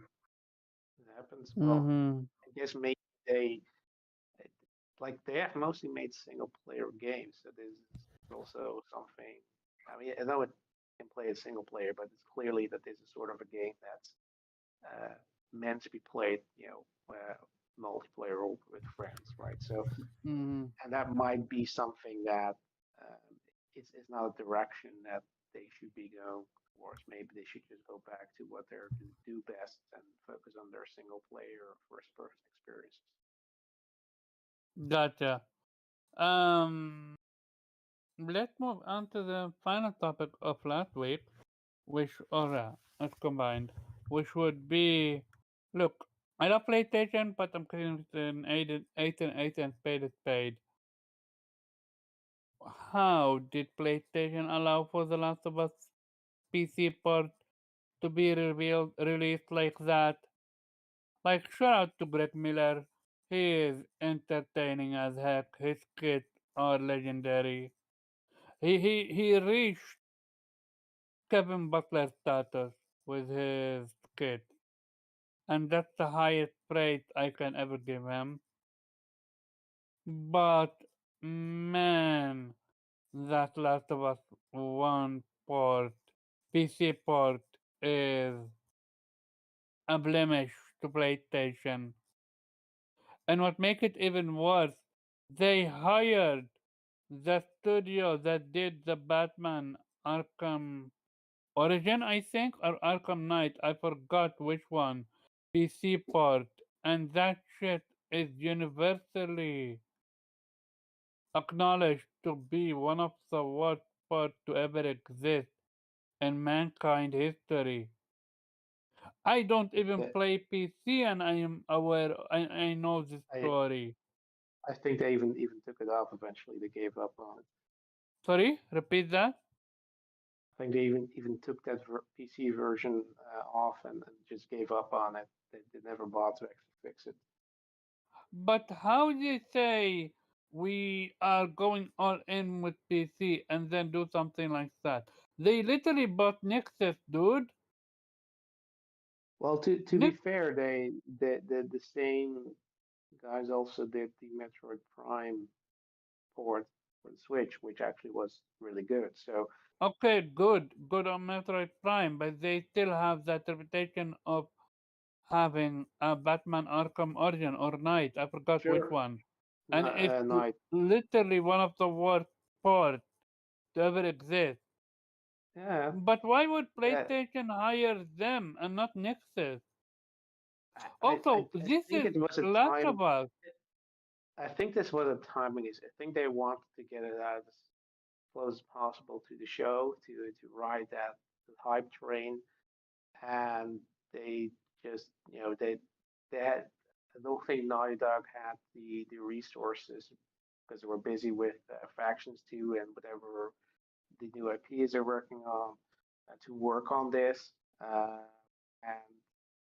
probably Nix's was doing something else too, so they figured let's hire somebody else to do it and with experience doing this, and they just went for the quickest solution possible, and that blew up in their Okay. face. I got you on all that end. Fine. I will give you all that jazz. I will give you all that. Sorry for that. Misspoke. Misspoke. Shout out to you, J-Wog. Great videos, by the way. I will ask you this then. Why the fuck would PlayStation even allow this? This is their first party. This is almost could be called their flagship title. This It is is. on the It's their most critically acclaimed franchise, and yes, I totally agree with you. so It's the better. where is the quality of control? Like this is PlayStation we're talking Yeah, about. This is to Shuei be Ishida. fair, Omar, like I don't think they let it, right? Like I'm sure whatever closed environment they were testing it in, they were okay for whatever degree to release it. But the reality is, like I always explain to you with PC, is it's the Wild West and you never know what's gonna happen. Like I said, and this goes for games that were already released, right? Like the prime example I always have to give to people is playing Mass Effect 3. I had to, in order to play Mass Effect 3, which I own the deluxe edition on PC, I had to pirate the game to play it because the launcher on Origin updated and would launch it into a black screen, and there was no way to fix it until they fixed the Origin launcher. Like But you that. bought it No, though. but I bought it. Like I owned it. I not only did I buy it, I owned it on PlayStation and PC. I owned three Hmm. copies, actually four copies of it. I bought it four times. So yeah, so I more than owned it. But the fact that I'm telling you, I had to pirate it just to play it, even though I had the official copy, is what I'm talking about when I say like how crazy things can get once a release happens. And this wasn't the day of launch. This was months after I had already been playing the game. Like that just something else updated and caused it to break. Like this is the thing that sucks with PC gaming. You know, a new driver comes out and it breaks something, and then you got to roll it back, and then you got to clear your drivers, and then you got to it just you just never know. So I don't think that they sat there and were like, "Oh man, you know, this released and like it's just absolutely terrible." And another thing to keep in mind, I've already heard reports from people I know that are playing it that onwards of, last week or even like a week and a half ago, a bunch of the stuff that they were running into are is already fixed and performance is looking good. Like even upwards of someone who is a huge person that's on the Steam Deck that mutuals with. So like it took them 5 seconds to fix it, to be honest. Um, so the speed at which they fix it is already ridiculously commendable because there are PC only developers that can't fix their games in that same speed. So they came out, they took care of it, it launched rough, but that again, that's to me is also not a blemish on Naughty Dog because Naughty Dog didn't do this. Like I so never no, no I it's never on said Iron Naughty Dog. Galaxy. It's I on never Iron said Naughty Dog. Galaxy. You I said said PlayStation, PlayStation. and it's not. It's on Iron Galaxy. Everybody How is it knows not hold up? How is it not on PlayStation when they are the ones that hired they Iron didn't Galaxy? develop it though. And that's what I'm telling you. When you said where's the quality control, they didn't walk in there and watch Ellie look like scissor legs and go, "Yeah, launch that."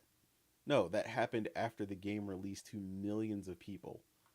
Like that's what I'm telling you. Like you're talking about some trying to view something and check something in a vacuum as opposed to being released on something. Like I don't think you understand how intrinsic, right? The most minuscule thing can trigger something like that, right? Like just because there's a video of it doesn't mean it happened to, a 2 million people, right?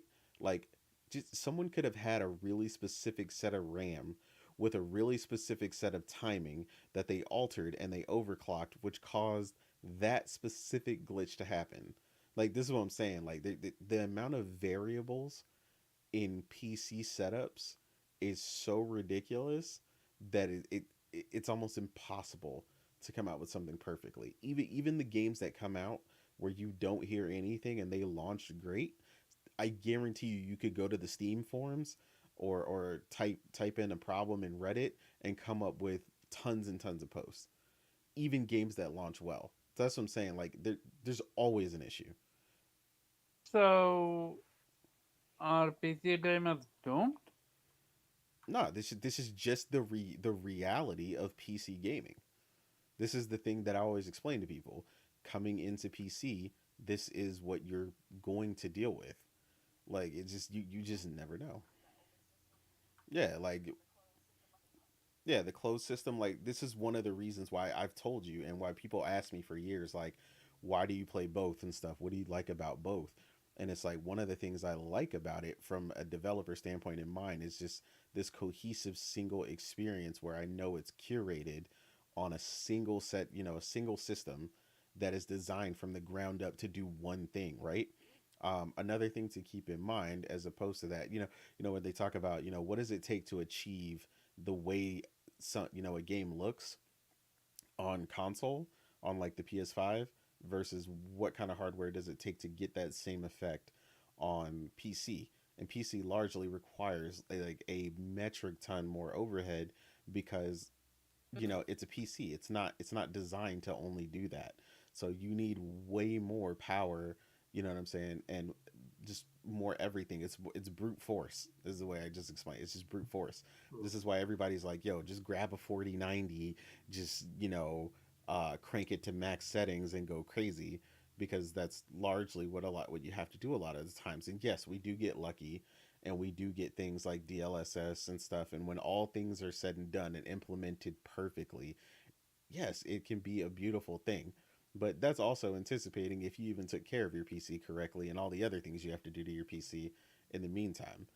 Um, Mm, so that's what I'm saying. Like, there's just too many factors um, to equate to them just being neglectful in the port. I don't think they were.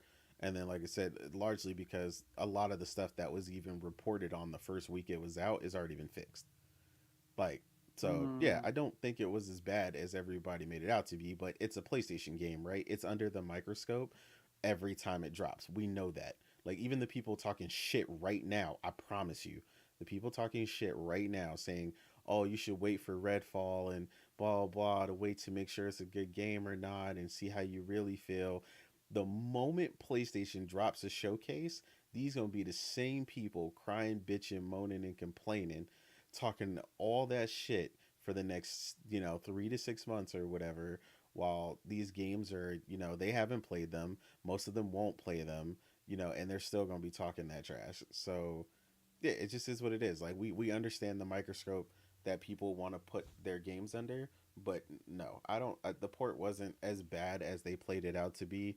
And then like I said, I also commend the speed in which they fixed it because like I said, you know um I've seen stuff not be able to do it for not be able to get it fixed for years and years and years, right? mm. Or months or weeks, to get certain things ironed out, or they fix something and then something else breaks. Like I had an issue in League of Legends. League of Legends is a PC only game. I had an issue in that game where every time we launched a game, my game would crash. I had that problem for a year and a half before someone finally figured out what was causing it. And I work in IT and I do this stuff for a living. Like I went through everything I could possibly think of, and it turns out it was a single file from Logitech, from having a Logitech mouse that implemented itself What? in the game. One file. There, keep in mind there are thousands of Wait, files.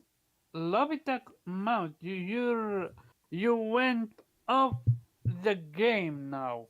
You're literally talking about a Yes, mouse. my That has mouse. nothing to do with the game. Yes, the Logitech's a lot of Logitech software has integration into a lot of the games.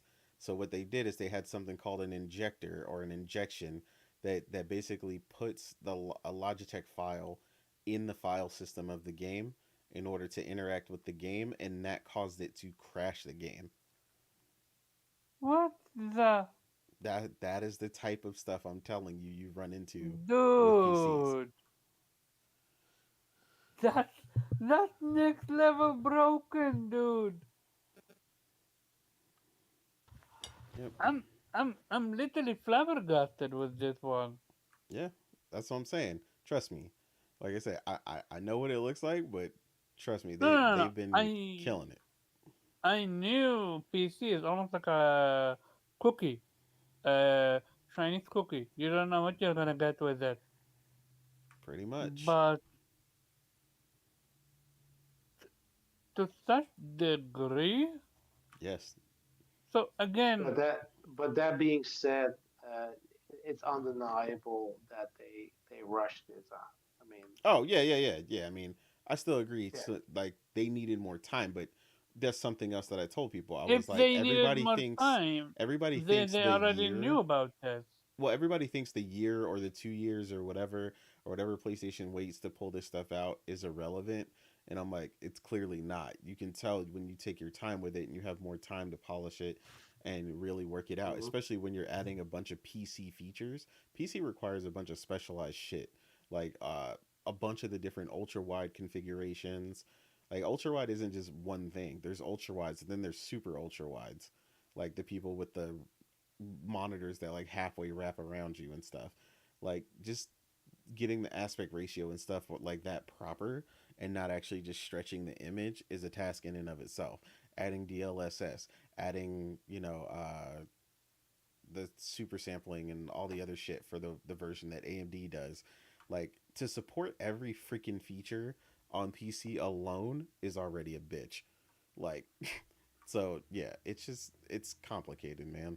And Hmm. it's not getting less complicated as things go along and all these different PC people come along and you got Intel jumping into the graphics card market and some other companies apparently trying to as well. Like it's complicated. It's beneficial to the you know the consumer cost wise if anybody else can succeed with some of these parts and stuff to go against the competition to bring price down because that's what they need right now, more than ever because Nvidia is out of control right now. They're just price gouging the shit out of people. um, but yeah, like I said, it's it's a mess, bro.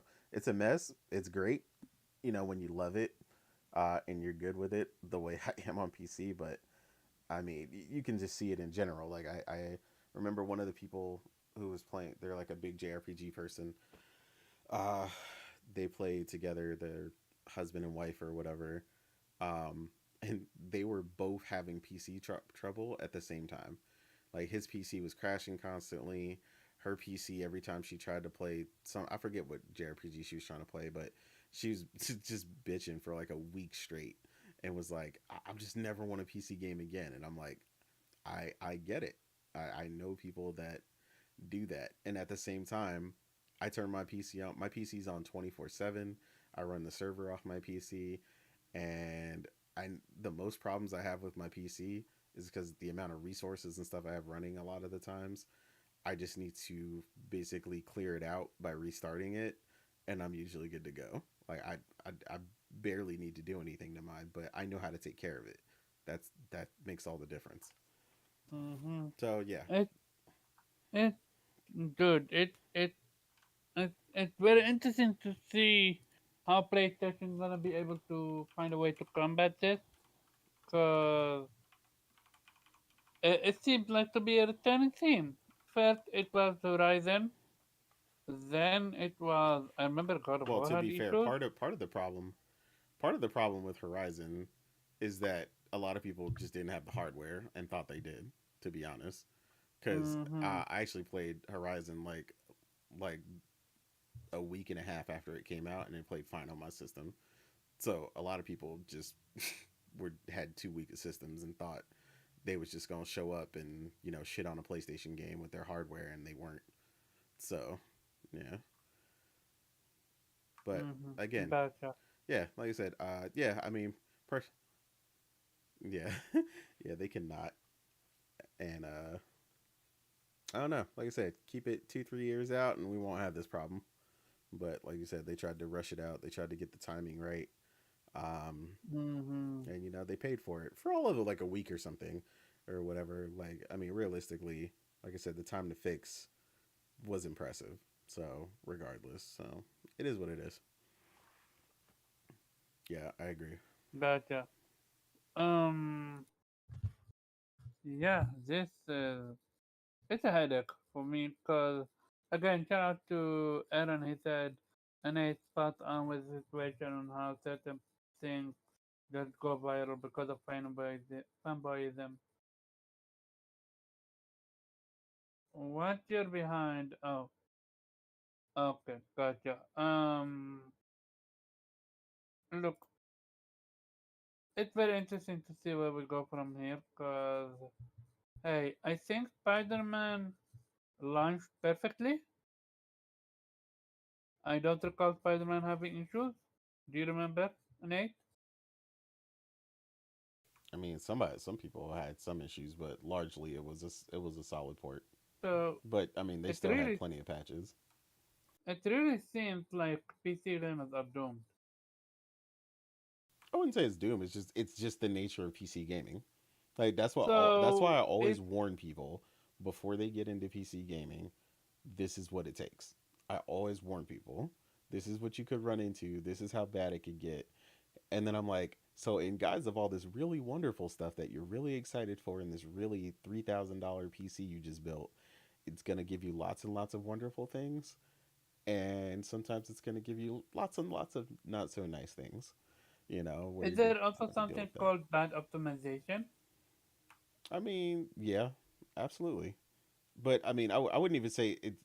I mean, there is, but I think that's rare, a more rare issue. I think what you're running into now is an issue with a lot of engines and stuff on a case by case basis, right? Um, on one hand, it's like you got to think like you'll see a game struggle to do something, and then you'll see a very similar game come out, or at least structure wise, or a game is bigger and does even more and does everything that game did before it, and now it runs 10 times smoother. And the main difference is it's on a completely different engine.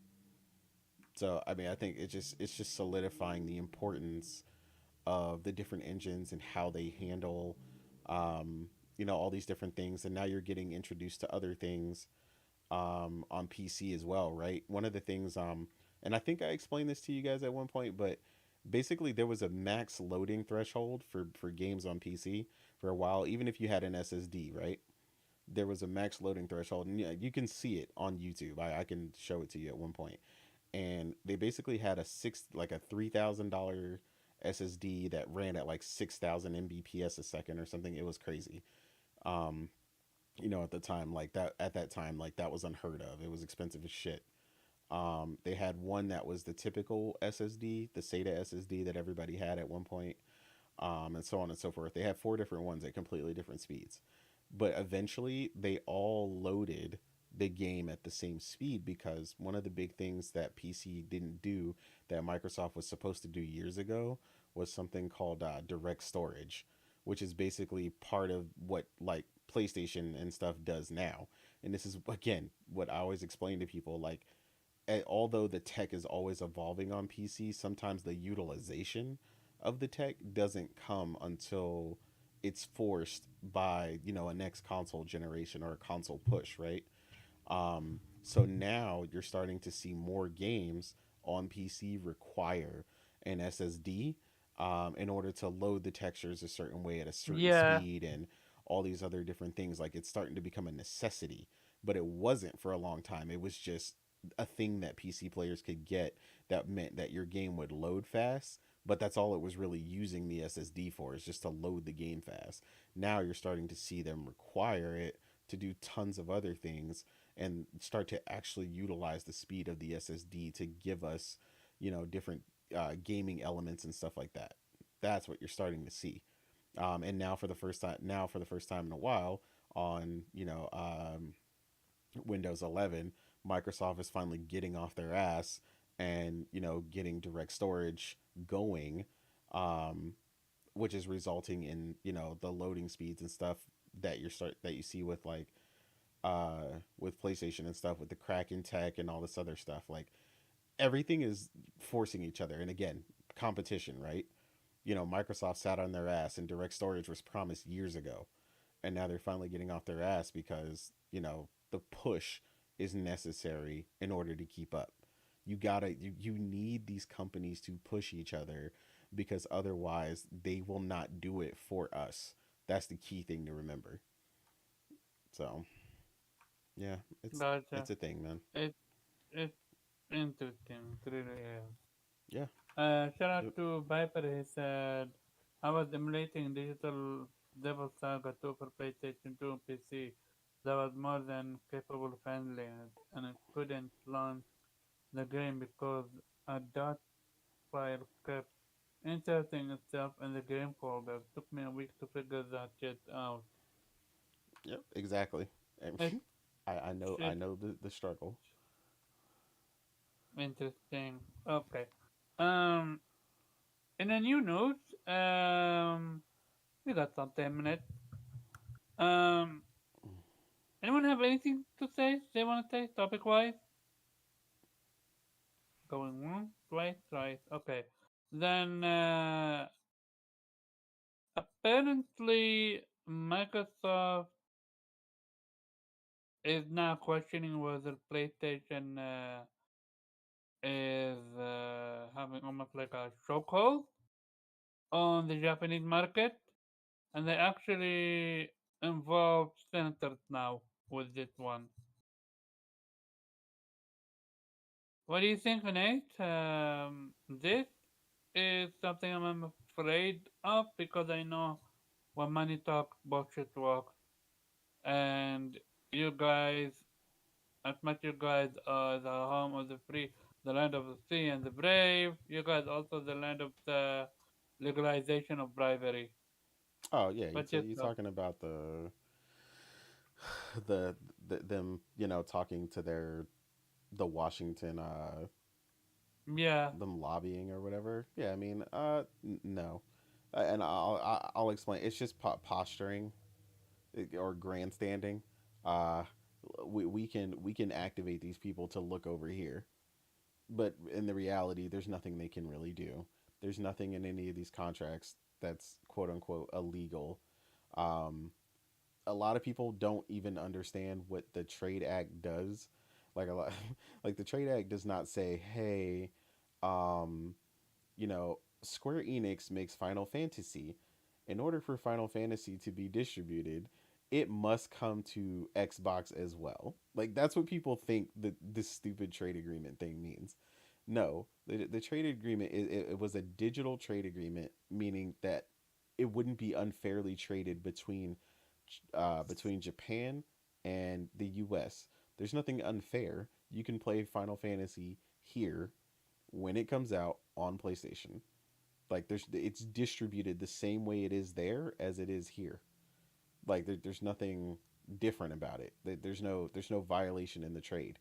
How they distribute the game is perfectly the same. Like, it doesn't, like, people don't understand what it's for, but there's nothing there. Um, it, but like I said, that's because people again have a misunderstanding about what the trade agreement does, and they think it's some gotcha moment, and like all of a sudden all exclusive third party exclusives are going to be erased from the planet, and Microsoft's just going to walk in and be like, give me all your Japanese games. And it's like, no, that's not what's going to happen. So like I said, it's just posturing at this point. They're trying to poke the bear. They're trying to be like, "Hey, look over here. We're getting treated unfairly, and let's lie about the percentage that our competitor has in the gaming market, by stating the stupid high end console market thing. I hate that freaking term. and excluding And excluding Nintendo, who is the actual market leader in actual market Japan. leader to the point where we, me, you, and the people that love Japanese game have called out PlayStation like, Yeah, where it's a is disingenuous bullshit argument, is what it it is is. it while I agree with you, it's ingenuine, but these the same senators that want to ban TikTok. I mean, again So, though, but but there's a whole again, they there's a don't do but their fun fact about research. that, right? There's already a whole workup in a video explaining the real reason they wanted to ban or control TikTok, right? Again, it's Yeah, always, always, always, and I mean always about control and the and money. money. Yeah, Control yeah, and the I'm money. aware. Yeah, people. It used to be all about the money. That's what people would say. That was the phrase. But Mhm, control is the other part now. It's about mhm. control and the money. So Yeah. if the money's not the problem, it's the control. They want Mhm, control of it. They want to mhm, stop what's being put on there. And there's a bunch of that. There's a one of the things that came out is there's a bunch of political videos that a bunch of young people are sharing that are discovering a bunch of stuff about politics and all the basically negative shit that our government is doing, and they basically don't want people to know that. mhm. But Okay. yeah, So, um, to add to this, apparently, I'm gonna actually give a shout out to Jeff Gordon. Apparently, he said this. He said so. Apparently, he have his sources and all that jazz. He says increasingly, I've been hearing rumors that there is something functionally wrong with the relationship between Microsoft and Square Enix. Square Enix has only been offering Xbox a very limited section of selection of titles from its catalog, including games like Strange in Paradise and Field, neither of which reviewed particularly particularly spectacularly. Damn. Despite Octopath Traveler 1 launching on Xbox and even into Xbox Game Pass, the sequel is nowhere to be found, and it likely isn't coming. Despite being announced as a time exclusive for PlayStation, Final Fantasy VII Remake also showed no sign of appearing on Xbox. It's quite clear that something has gone terribly wrong between Microsoft and Square, and to the determinant of Xbox fans who enjoy Square Enix title, there is no sign the relationship is improving anytime soon, which paints a black picture for hotly anticipated games like FF16 and 14 and Dragon Quest 12, all which are unlikely to join the list of upcoming Xbox games, given the sour relationship between the companies. Okay, so here's my issue with what he said.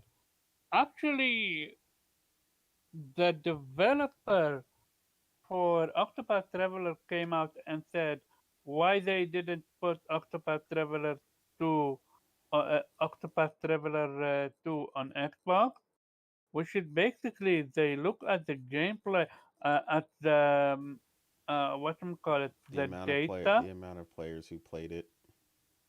Also, oh yeah, for Octopath, and they're like, it didn't do enough, so we're not gonna, simply not gonna put it there. So basically, it said the Fat Octopus Traveler isn't available on PlayStation platform, but its sequel is. Why did you decide to make Octopath Traveler a multi-platform release? He said, of course, we have heard all the Octopath Traveler fans that are asking for PlayStation release, and the team also wanted to challenge ourselves to try to get the game on many platforms as possible. Apart from that, we made the decision internally after observing sales of other titles. Wait, if you say observe, uh, we, we also wanted to challenge ourselves to try to get the game on as many platforms as possible. That's almost like you saying there was a contract where we couldn't put it. Cause what's stopping you? I mean, I think essentially they were talking about the team currently working on Octopath 2 instead. Um. And then Okay. Fair point. whatever other project, I mean, they're already working on. I mean, it's kind of what they Okay. meant. So, yeah. So he said, "Have you thought about releasing the first one on Game of PlayStation?" Said, "We did look into it. However, we wanted to focus all our effort on developing Octopath 2, and this also links in your next question about why you need to play the first game. Yeah, you don't. Uh, To reduce misunderstanding about this, we decided against trying to align a PlayStation release of Octopath Traveler with the release of 2, which again such a stupid concept to such stupid mistakes to make, because I would have bought 1 as well.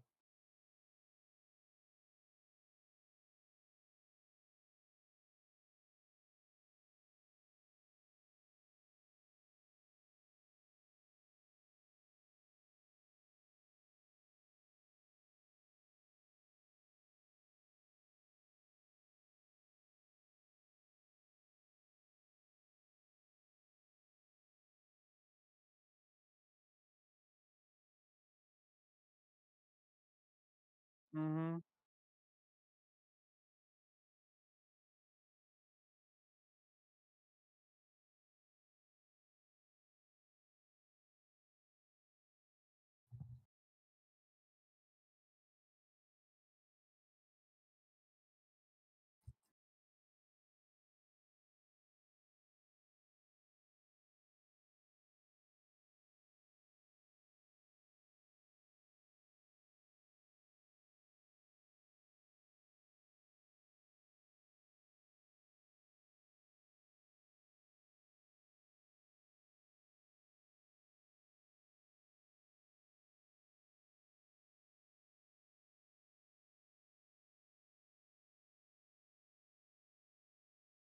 Then that's my bad. That did not come through on the thing because I had myself muted.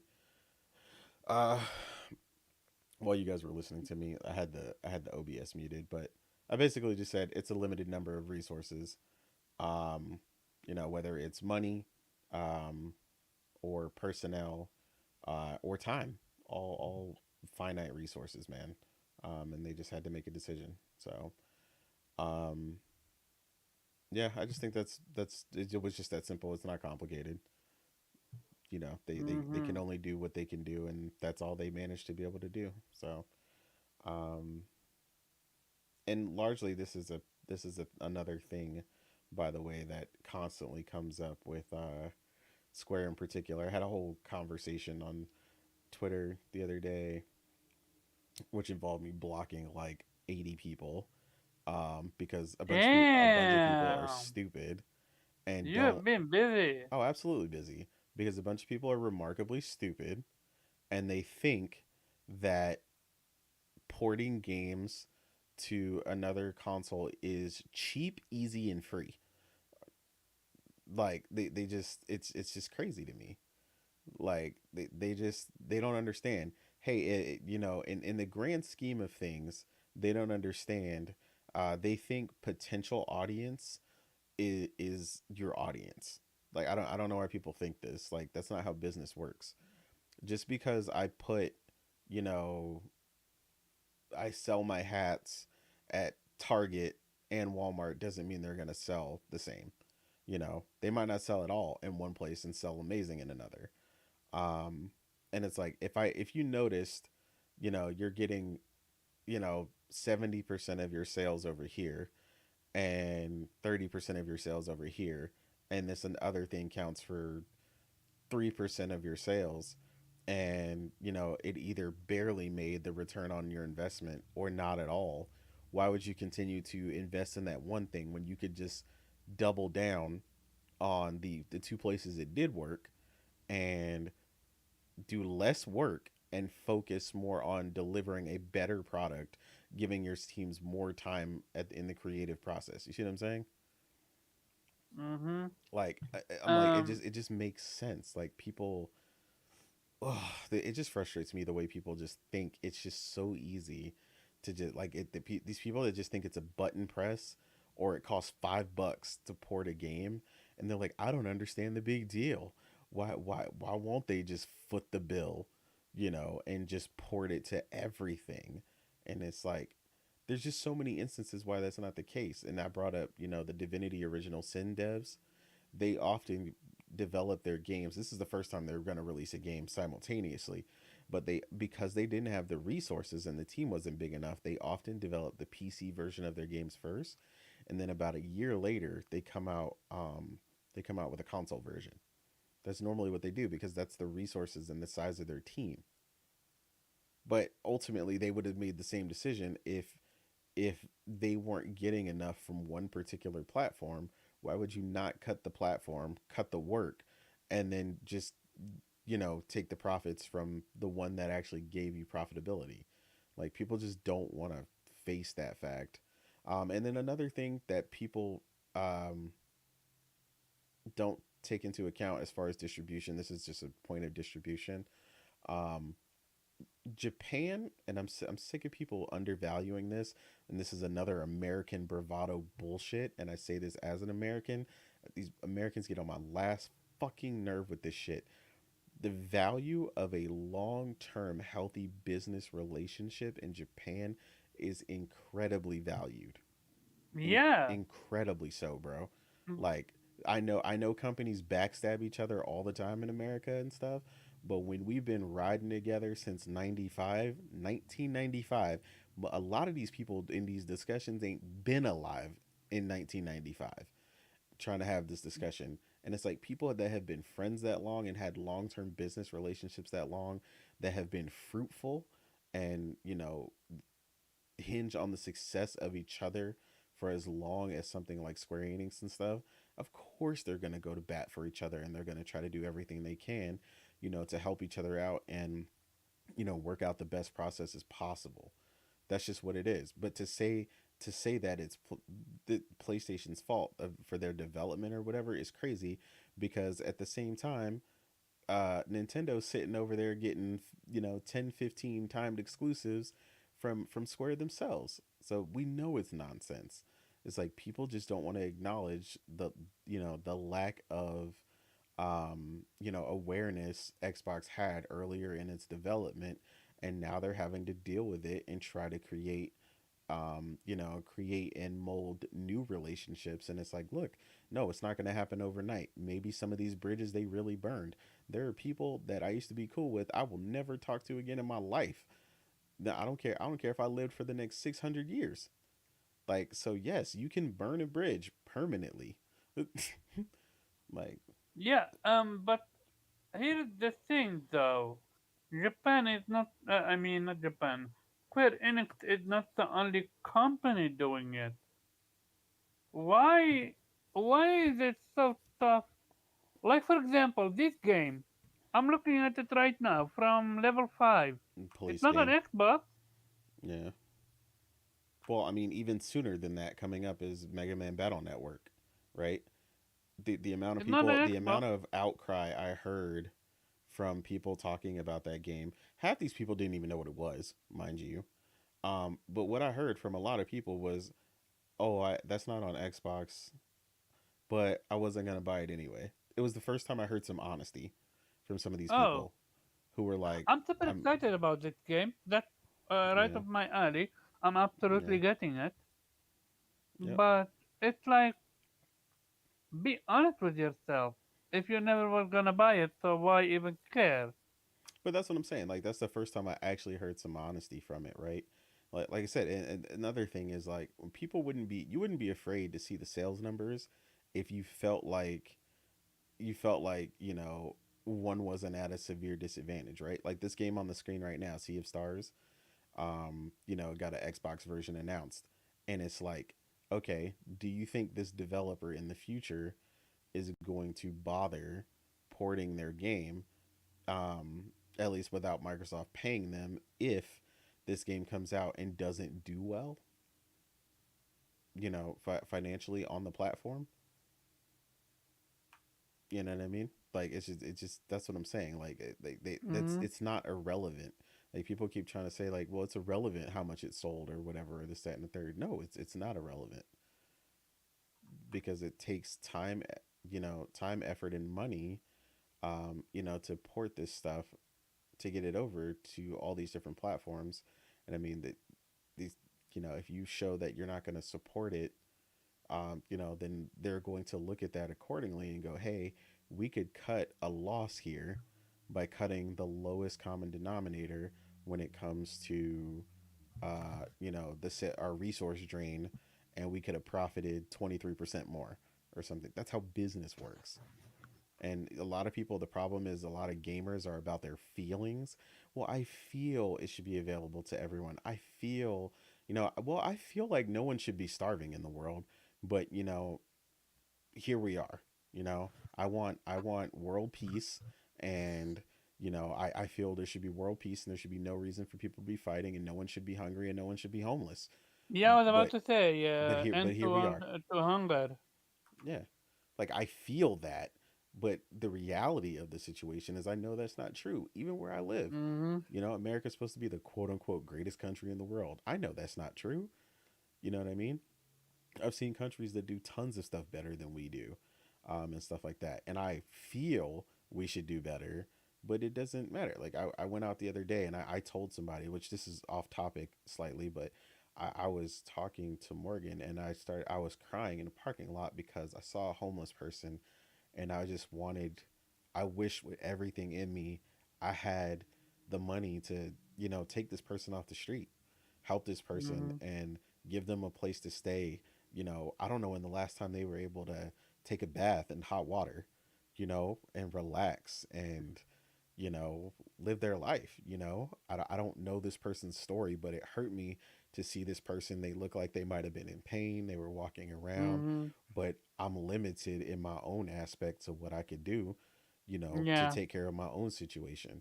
You know what I'm saying? So it's like people act like a company, or the way that these companies exist, like that everything is just infinite, or there's no reason that they would cut something or why they wouldn't put something. And it's like, look, man, resources are limited in every single aspect of our lives, right? Like right now, I remember paying, I never thought in my life I'd have to pay $6.49 for 12 eggs. Like that's crazy. Like eggs were like $1.99 for a 12 pack, or something like that. But again, here we are. I'm paying $4.50 for gas. I'm paying, you know what I mean? Like all these resources, and I'm like, that's the same thing when it comes to gaming and distribution, man. It's just the lack of understanding and, just overall ignorance in the It is. gaming It's Twitter not in. gets on my nerves. Sadly, it's not ignorant. It's more of counter war. Like people really believe in counter war. Like to me, counter war, all it goes is banter. That's about it. Xbox got in a game. PlayStation is what call it, walking simulator, and Nintendo games are for kids. Like that, and PC master rate is PC porter, is PC waiter rate or beggar rate. That's about it. That's banter. Mm-hmm. But other than that, when you tell me I'm not gonna play this game because it's not on my preferred console, while you have the actual console that you can play on, that's when I'm not gonna even interact with you. That one, in my book, and this is my opinion, you're not a person that cares about gaming. You care more about plastic than actual gaming, No, I agree. and frustrates me. If people, like for example, the people that are um, annoyed that Xbox is not doing the game, like you have a PC, you have a PlayStation, you have a Switch, get it on all of them, but they're like, no, I'm gonna boycott because it's not an Xbox. Have Yeah. you thought of actually asking Xbox why are you losing so many games? Maybe, just maybe, Xbox gameplay, game plan, mechanic is so bad that they're losing games up to wazoo. Which, Weeb, you have anything to add to this?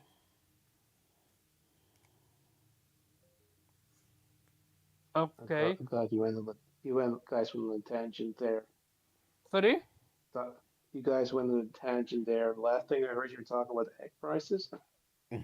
Yeah, no, basically we're talking about Yeah, Xbox. I know what you're talking about. Uh, it's fucking yeah, it's fucking bullshit. You know, it's very clear that Microsoft. Uh, Basically, these were all the senators of Microsoft home state. They contributed, of course, massively to their campaigns. So yes, obviously uh, they called on the big guns, but like Nate said, there's nothing they can really do. I mean, I think Japan is like, who the fuck are these guys? What the fuck are they on about? Um, and it's bullshit. It's just they're just trying to whatever they can to get this deal to go through. But in the end, they like it's not up to them, right? And no investigation is gonna come because it's all bullshit.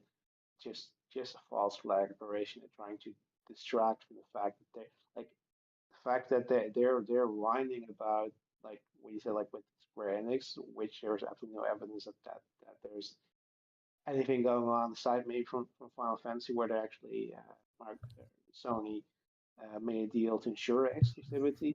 Like for all the other games, it's just a matter of nobody plays games on Xbox for obvious reasons because it, it's not a JRPG console, and they have Game Pass, which kind of ruins the entire thing about buying a game and actually trying to finish it because you pay money for it thing. So it's not surprising that that's a thing, and the fact they're trying to distract that their company is buying publishers. They've bought Bethesda. They've basically gatekeep all those games, took them off, or at least franchises of certain games that were actually in development for PlayStation Oh away yeah, from it. Hi-Fi Rush got caught. Redfall got caught. Starfield got caught. Huh, yeah,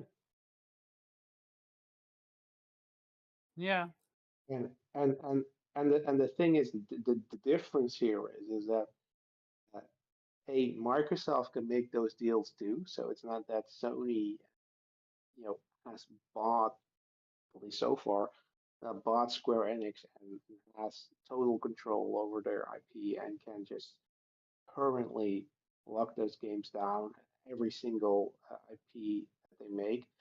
Plus the fact, yeah, there is no guarantee that it's permanent. Like people thought that Persona 5 was a permanent PlayStation exclusive, but eventually it came to Xbox. So there is hope there. You don't have that hope with anything that Microsoft buys because they can just keep that indefinitely. They have there's nothing there that you know that would basically convince them or make them put that game on another platform. Like and there's nothing that Sony can offer them to do it. Like Sony can go to Microsoft like, yeah, look, here, we want to have you have some chump change and put your games on our platform. No, that's not why they bought those studios and those publishers. So you know, it they're the ones that are uh, threatening to take games away from other platforms. And all these exclusivity deals, that's what everybody has been doing all this time, including Microsoft. So let's not pretend that that's anything different than what's happened before. And like I Mm-hmm. said, the only thing that's going to happen, like I said before, if this deal is going to go through, then Sony's going to make a move, and maybe they're going to revert their decision with, for example, Bungie, that their games are going to remain multi-platform. You know, this is going to have much more I don't impact think. also for I don't think. Xbox gamers. What you don't think? What? I don't think PlayStation can change Bungie and make it Why not? exclusive? Because if they do, then I think Bungie is able then to leave PlayStation. Because Bungie wanted to remain multiplayer. Yes, but and I think PlayStation or Sony let them for the very simple reason is that they weren't interested in making those games exclusive. No, they They weren't. and they also didn't want to because they knew this an entire Activision was going on. They didn't want to give Microsoft any ammunition for them to say, "Oh, look, they're doing it too. They have their own IP, their multiplayer first-person shooter that they can make exclusive. So they don't need Call of Duty."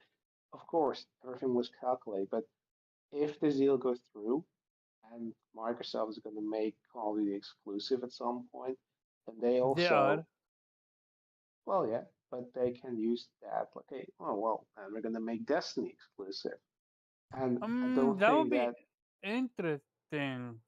Then, because and it now doesn't, you have a yeah, but rival. it also Um, and it also doesn't really like it doesn't matter what, but like I don't think Bungie really cares that much because Microsoft is going to go full in with Game Pass and like sales are going to be negligent for for Destiny on which all already is free to play on Xbox. People are going to expect it to be in Game Pass and probably Sony are going to be there's probably going to be some sort of clause and they're like sure you can put your games on Game Pass but like we do want to have a say or sorry on Xbox we do have a say there and like we don't want you to help our competition so you know for example with I don't know Destiny 3 it might say well we can put it in our servers, but you're not going to put it day and date on Game Pass because we want to have an advantage there.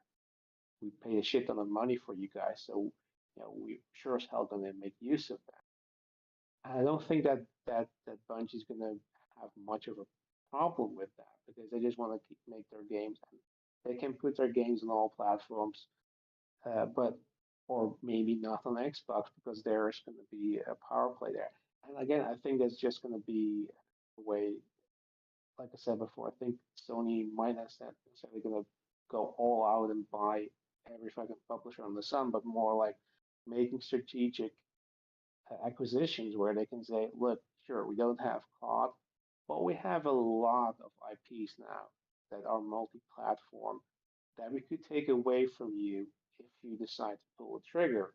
And if you do, sure, cool, you've caught, but we have a diverse portfolio of titles that people want to play that will still guarantee it that people are gonna buy our console and maybe the Xbox, but you can basically buy your buy us out of the market. Like people are still going to need a PlayStation because when they really love titles that are going to be exclusive to that platform. I think mm-hmm. that's probably if the acquisition is going to go through because well we still have the FTC suing suing Microsoft ass. So I don't think it's a run race. It's just they just have they're getting closer to it. That's all. Gotcha. So I want to say something, and it's very, very, very, very, very, very, very fascinating. So it's not an it. So basically, Microsoft have been having a very bad week, to say the least. First of all, we heard that Joseph Staten, head of head of creative on Halo Infinite and cinematic director on the first three Halo games, is leaving Microsoft.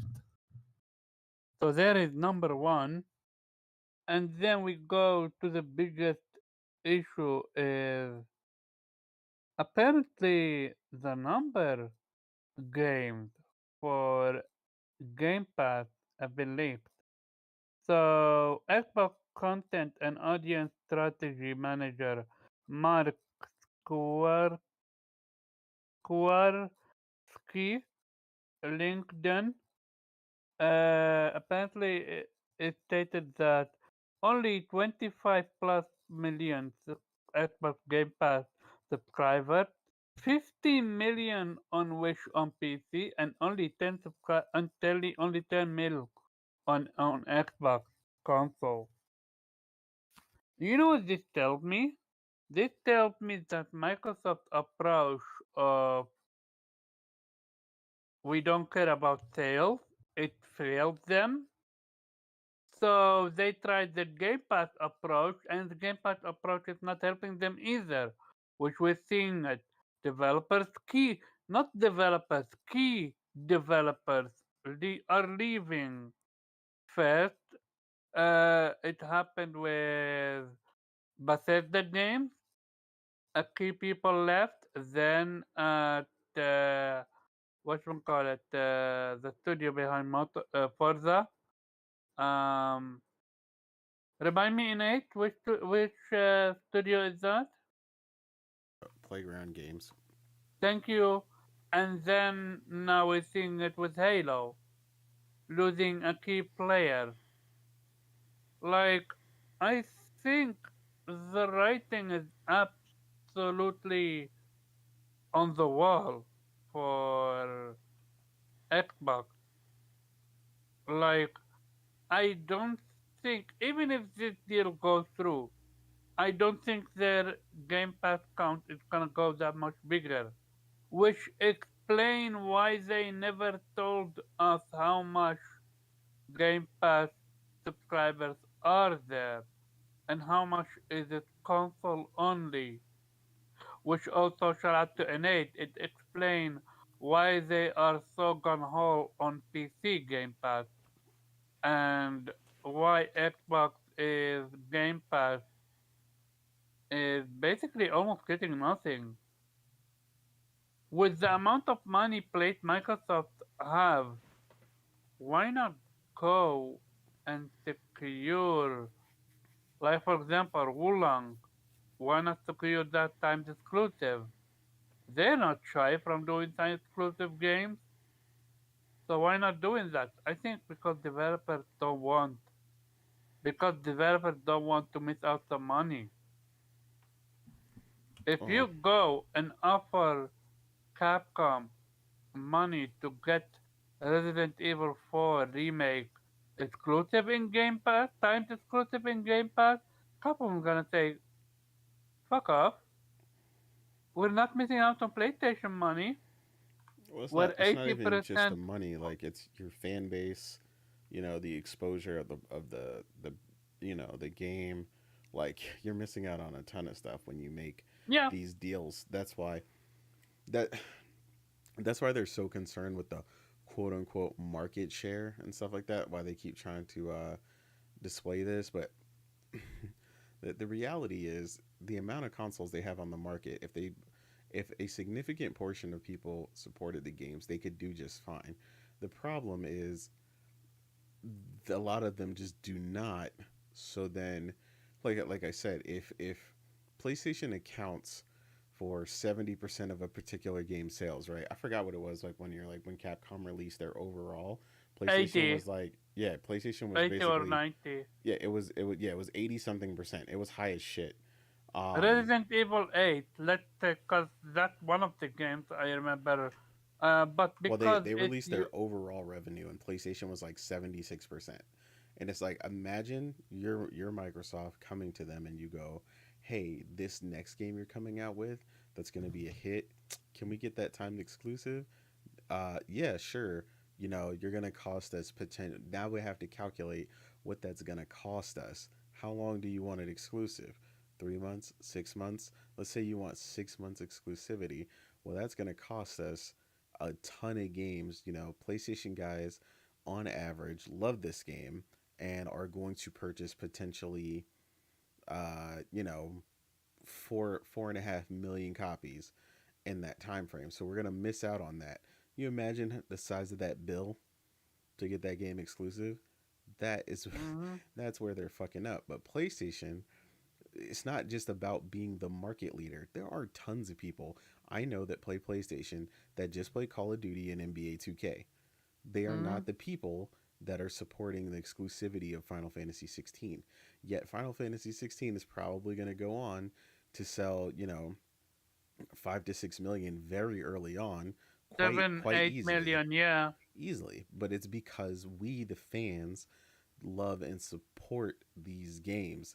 That is why they're up there like that. That is why, but the exclusivity doesn't hurt because it's like if they had to take the time, if they weren't um, dealing with the resources and stuff, which again is another thing that got explained from the Final Fantasy 16 team. They were like, we were able to do so much more to get so much faster to the polish stage because all we were concerned about was the PlayStation 5. That's it. We got to work with the speed of And it they're and gonna all of its go. strengths. Exactly. And And they're gonna go they've been so gone gold. early. Exactly. This is what I'm talking about when I say time, resources, and money. You know what I mean? Even if Microsoft was trying to pay them $1 billion, like they still couldn't magically make the game, better or whatever, because it's not the money is just for the resource. But again, they talked about working with the strength of the PlayStation 5 directly, being able to optimize for it specifically with the speed of the SSD and a bunch of shit they were able to be capable of doing. They were able to stream the effects and the processes that you see on screen when he's slashing and doing like, X amount of things and increasing the visuals on screen and all this stuff on a single focus platform. Like that's the difference, right? So explain how are you going to show up with a check and pay for all that? You see what I'm saying? You can't. Some of this Mm-hmm. stuff you just can't. And it's like if you're an artist and this was your last game and this is your coup de grace, your thing, you don't care. A lot of these people make plenty of money. They have enough money. Microsoft I offering the money is going to the publishers. It's going in these people's pockets, right? It's not going into the developers. So developers got to say so, and they're like, "Look, no, my team is working on this. This is the best thing we can develop, and we can do." That's what they're gonna do. It's like the I money will is not a always problem. go back to people will fly, people can fly or people will fly, where one of the key, when I say key, I'm talking lead developer whatsoever, came out and said, yes, this game is in Game Pass, but please buy the game Yeah. because they really need that money, dude. Well, Because they are not well, it's not. getting any money from Game Pass. Well, it's not. It's not just that. It's not really just the money. What they need them to purchase it. You have to show interest, right? You have to show that this product that we released is worth the cost. You know what I mean? Like that's why I said Hmm. the engagement is even important. Like they keep belittling the numbers, but Octopath's lack of engagement on Xbox is what got it to not come to part two for part two. Oh If yeah, it was so high that if you make it so high they can't deny you, then it wouldn't matter. But that's why I said the 5 people bitching, the little circle jerk of 100 people. I'll be honest, it's like maybe 100, 150 people that are in a circle with each other, screaming to high heavens how they deserve every single JRPG on the planet on Xbox. They don't matter. You are the teeniest tiniest 0.1% spec on the market because when the game releases, if they don't see the numbers, then it doesn't matter because it shows them that it's not worth putting in the effort for them to even bother bringing that over to the platform. It's like Starfield coming, right? Starfield is going to have huge engagement numbers. Sales, I don't know. on PC. But the sales on PC will be the sales on PC will be fire. But I can almost assure you that comparatively, this would have been one of the biggest sellers on Xbox. But yet again, they've perpetuated this Game Pass effect, where a bunch of people are just going to play it and pick it up there instead. So it's like it's just complicated, man. It's not. But It's the not. engagement for that game will still be high, right? As opposed to something like Octopath.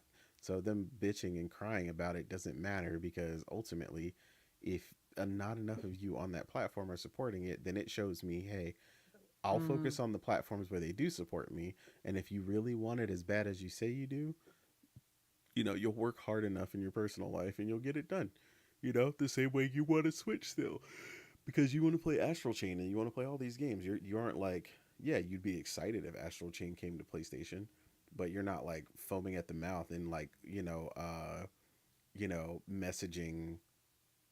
I forget who even makes the damn game, but I think it's Capcom or something, but I can't remember. I Or who? mean, no. Astro Chain is Platinum. Okay, yeah. So, but I couldn't remember who published it though. But Publisher is Nintendo. oh, okay. So there you go. But yeah, like you're not foaming at the mouth, adding them daily, like how they need to bring it to PlayStation. Now, look, No, I 'cause would love to because of I performance. would love it. Yeah, I but love the you know, concept. I love. If I had a Switch, that's a game I would absolutely play. yeah. But But no, you've come also on, I have other games accepted to. that if you want to play it, you're gonna have to get a Switch. Yeah. It's exclusivity. It's normal. Like that's always been the case. And I've always said I have no issue with exclusivity as long as you're honest about it and don't, Agreed. like for example, where is the outrage about the timed exclusivity that was with Live Alive or Live Alive? Hmm. Yeah. You said what about Dude, it? Live Alive was timed exclusive, Yep, it was. and I never heard an outrage about that or an outcry. Why is Nintendo doing it? Like, it's almost as of only when PlayStation do exclusives then, or time exclusives then, people start talking. Going back to Game Pass, I think Microsoft truly shot themselves in the foot. I really mean it. When Phil Spencer came out and said sales don't matter, I really think he was banking on Game Pass to be the end all be all. And Hmm. when you when you hear his statement about how they've reached their limit, their maximum numbers with Game Pass on Xbox, but on PC they're still thriving. Remember what that comment that we covered? Like, if their limit is 10 million only on Xbox, yo, what do you think would happen without PC for Xbox? I mean, it definitely Like, would. It definitely would be in a much worse shape than it is right now. Microsoft would can that shit. It's over. Pack it up. Like, even when Microsoft money, even with getting games like MLB The Show, Death Stranding, and everything in between, yo, even the Persona games didn't put a dent. Even the Final Fantasy games, even Kingdom Hearts games, you name it, they got it, and it still didn't even put a dent. Yo, is Xbox that much dog shit that people Hey just Omar, simply I don't I want gotta it? go. Okay, good night, Weeb. Thank you for Good coming night. through. Appreciate it. Hey guys. Later. I know, Nate, you need to end it soon, right? Yeah, we're about there. Yeah, I'm about to end it. Um, Before I do, shout out to the tag team between Stage and Nelson Gaming. Dude, Nelson, where the fuck have you been? I've not seen you on Twitter for the longest. Um, but yeah, Nate, uh, I don't think they can recover from this. I think if they get Activision, they might get additional 5 mil, but that's about it. Yeah, I mean, people overestimate a lot of the stuff with the Call of Duty thing anyway. Like, the current deal PlayStation actually has with Call of Duty is actually worse than the deal that used to be in place for the maps, because that used to be the big thing, right? None of that stuff Mm-hmm. matters anymore because half these people just play Warzone anyway. Warzone is Mm-hmm. free. But when you're buying COD itself, right? The funny thing, like I said, is the little costumes and stuff don't even matter. Matter of fact, I played with Synctus the other day, right? I took off the samurai outfit. You know why? Because she's on Xbox and she can't see it. She literally can't see it. So it looks like, so me wearing the whole samurai outfit thing, them talking about the exclusive of this skin or whatever, is literally irrelevant because I don't even wear it because no one else can see it unless they're on PlayStation. So it's literally extremely just negligible. And then there's one other like slight they got like a extra co-op mission or something, or a game mode. Again, most of the time people don't even play that mode. And you know how I know? Because you can see the amount of people on each game mode and tell like how many people are playing. Um so that's what I'm Mm-hmm. saying. Like it's not even a big deal. Like the deal doesn't make any sense. Like if they were to come out with a stupid exclusive skin, let's reverse the deal. I would still play Call of Duty on PlayStation. It doesn't matter. Like I don't. These people keep trying to act like this deal is the big thing. No, it's not. People just wanted a PlayStation. A bunch of them bought it on there, which is why they account for like over 48% sales, overall revenue or something for for the whole series. And it was like in that report, Xbox accounted for so little that they didn't actually need to be shown on the graph for revenue. Like I can't make this up, bro. I don't care how people feel. You can love Xbox till you fall asleep, till you wake up. It doesn't matter. They are talking hard numbers. That is how business works. Business is the numbers. That's it. But there's just too much feeling involved with people when it comes to the business side of gaming lately. These people are just not very business minded at all, and they think like, oh, I should just be allowed to do this or that, and it's like, no, you shouldn't. Game companies don't owe you anything, So yeah, if you can't foot the Mm-hmm. bill, man, that's just what it is. You're gonna be left off the docket next time, you know. So Dude, I think to me, question: these numbers, the 10 mil, believable, or do you think no, maybe I there's think I more think to the that sounds about story? right. No, I think that sounds about right. Is it wise place Microsoft have avoided sharing the numbers update by update? Are they that ashamed of their numbers? I mean, I think I would say so mainly because if they were, we've seen when Microsoft's been happy with their numbers, right?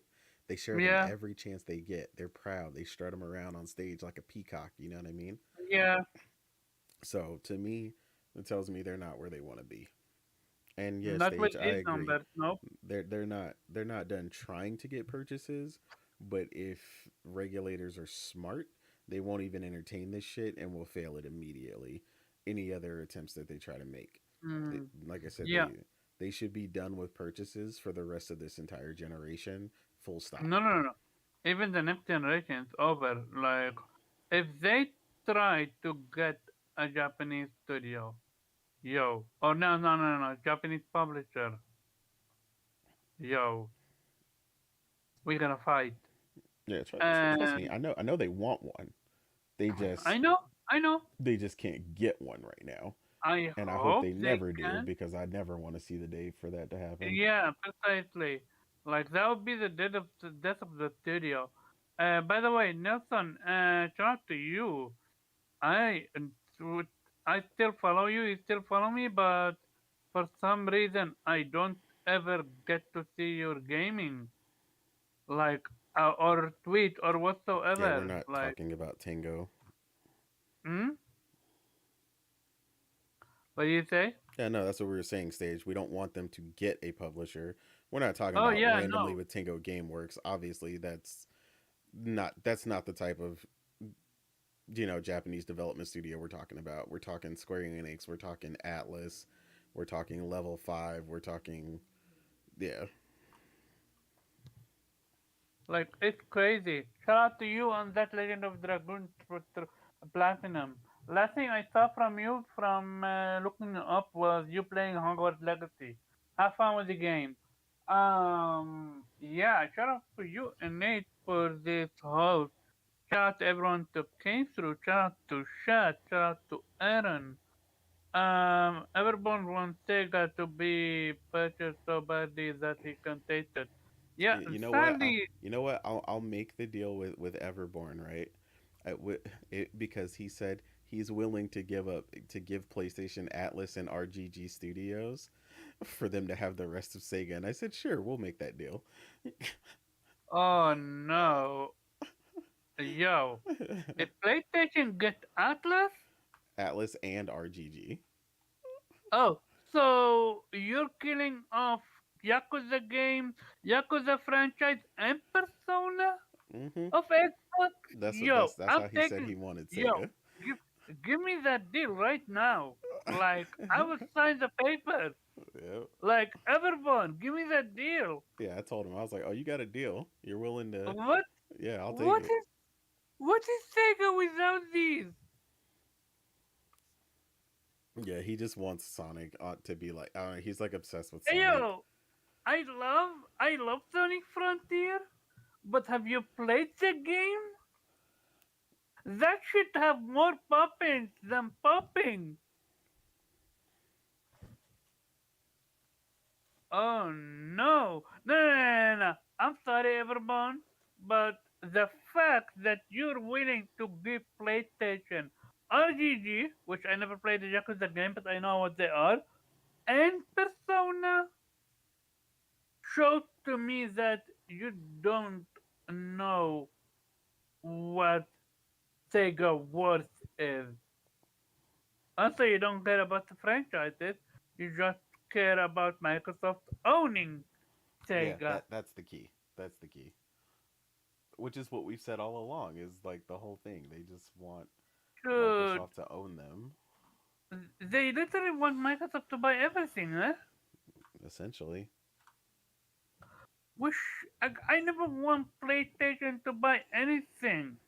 Before this whole bid war started, I was content with how things were. Yeah, I like the third parties right where they were. But yeah, again, I was mid in my outro, but then you told me about, someone told me about everyone, which I'm flabbergasted by this one. Yo, it's wild. He is willing to give up RGG and Atlas. Yep. He said he don't care about none of that. He said he said PlayStation can have it. Do you have any idea how much I would rather PlayStation to snatch up Atlas and Mm, RGG? yeah, I would take the deal. I'd be like, yeah, sure. Can you imagine Atlas with the budget of PlayStation from PlayStation? Hmm. Can you imagine the next Persona game with the budget from PlayStation? Yeah, I think they could do something crazy. Oh man. I went over time with you and I sorry about that. Um Shout out to chat. Like I don't care how many people we get, but I care about the interaction. And this was an amazing showcase. This was an amazing podcast. You people were amazing. Shout out to Aaron, shout out to Stage, shout out to Nelson Gaming, shout out to Steve Fresh, shout out to Cyber Dragon, our mod, and yeah, shout out to Viper that had to leave, shout out to Weeb that had to leave, shout out to Morgan that couldn't make it, Kay couldn't make it, Derek couldn't make it. But that's about it. And Nate, where we can find you? Yeah, just Gaming, right? yeah, always, keeping it gaming. Um, on Twitter at the real innate. Um, again, just you can find me handing out, factual information that people don't like because it doesn't fit their feelings. Just doing doing the Lord's work, Doing man. your thing. Yep. Shout out Also, you, shout out to Mass Effect because it's on the screen right now. I can't wait for yeah. the reveal for the new Mass Effect game. Uh-huh. Also, you're doing a foreign thing called gaming. Yeah, yeah. I thought about posting, a tutorial on how to do it. Showing my hands on the controller with the TV and the console, because I'm pretty sure for quite a few, of these supposed gamers on Twitter, it's a very foreign concept. So I wanted to show them how to game. You know. God forbid to actually showcase yourself with a controller. Mhm. Like, that's Mhm. so foreign. That's so, like, I don't think people ever heard of that. Yeah. That would be mind blowing. Breaking the Hey, mold, man. You got to think outside the box. hey, you gotta. As for me, people can find me at Carbo_Jab on Twitter. Getting back to Octopath, or Shatter with me, Thrown with me, and the rest from the crew with me. And I just wanna beat the game, not because I'm bored of it, but because every single story is so captivating and interesting. Also, I have One Piece Odyssey. Also, I wanna play Live Live demo. So yeah, I also do something called gaming. I know lots of people like to talk about gaming, but not actually game. I like to do both. The former more than the latter. And with that being said, thank you all for coming through. Great show. And yeah, Nate, feel free to close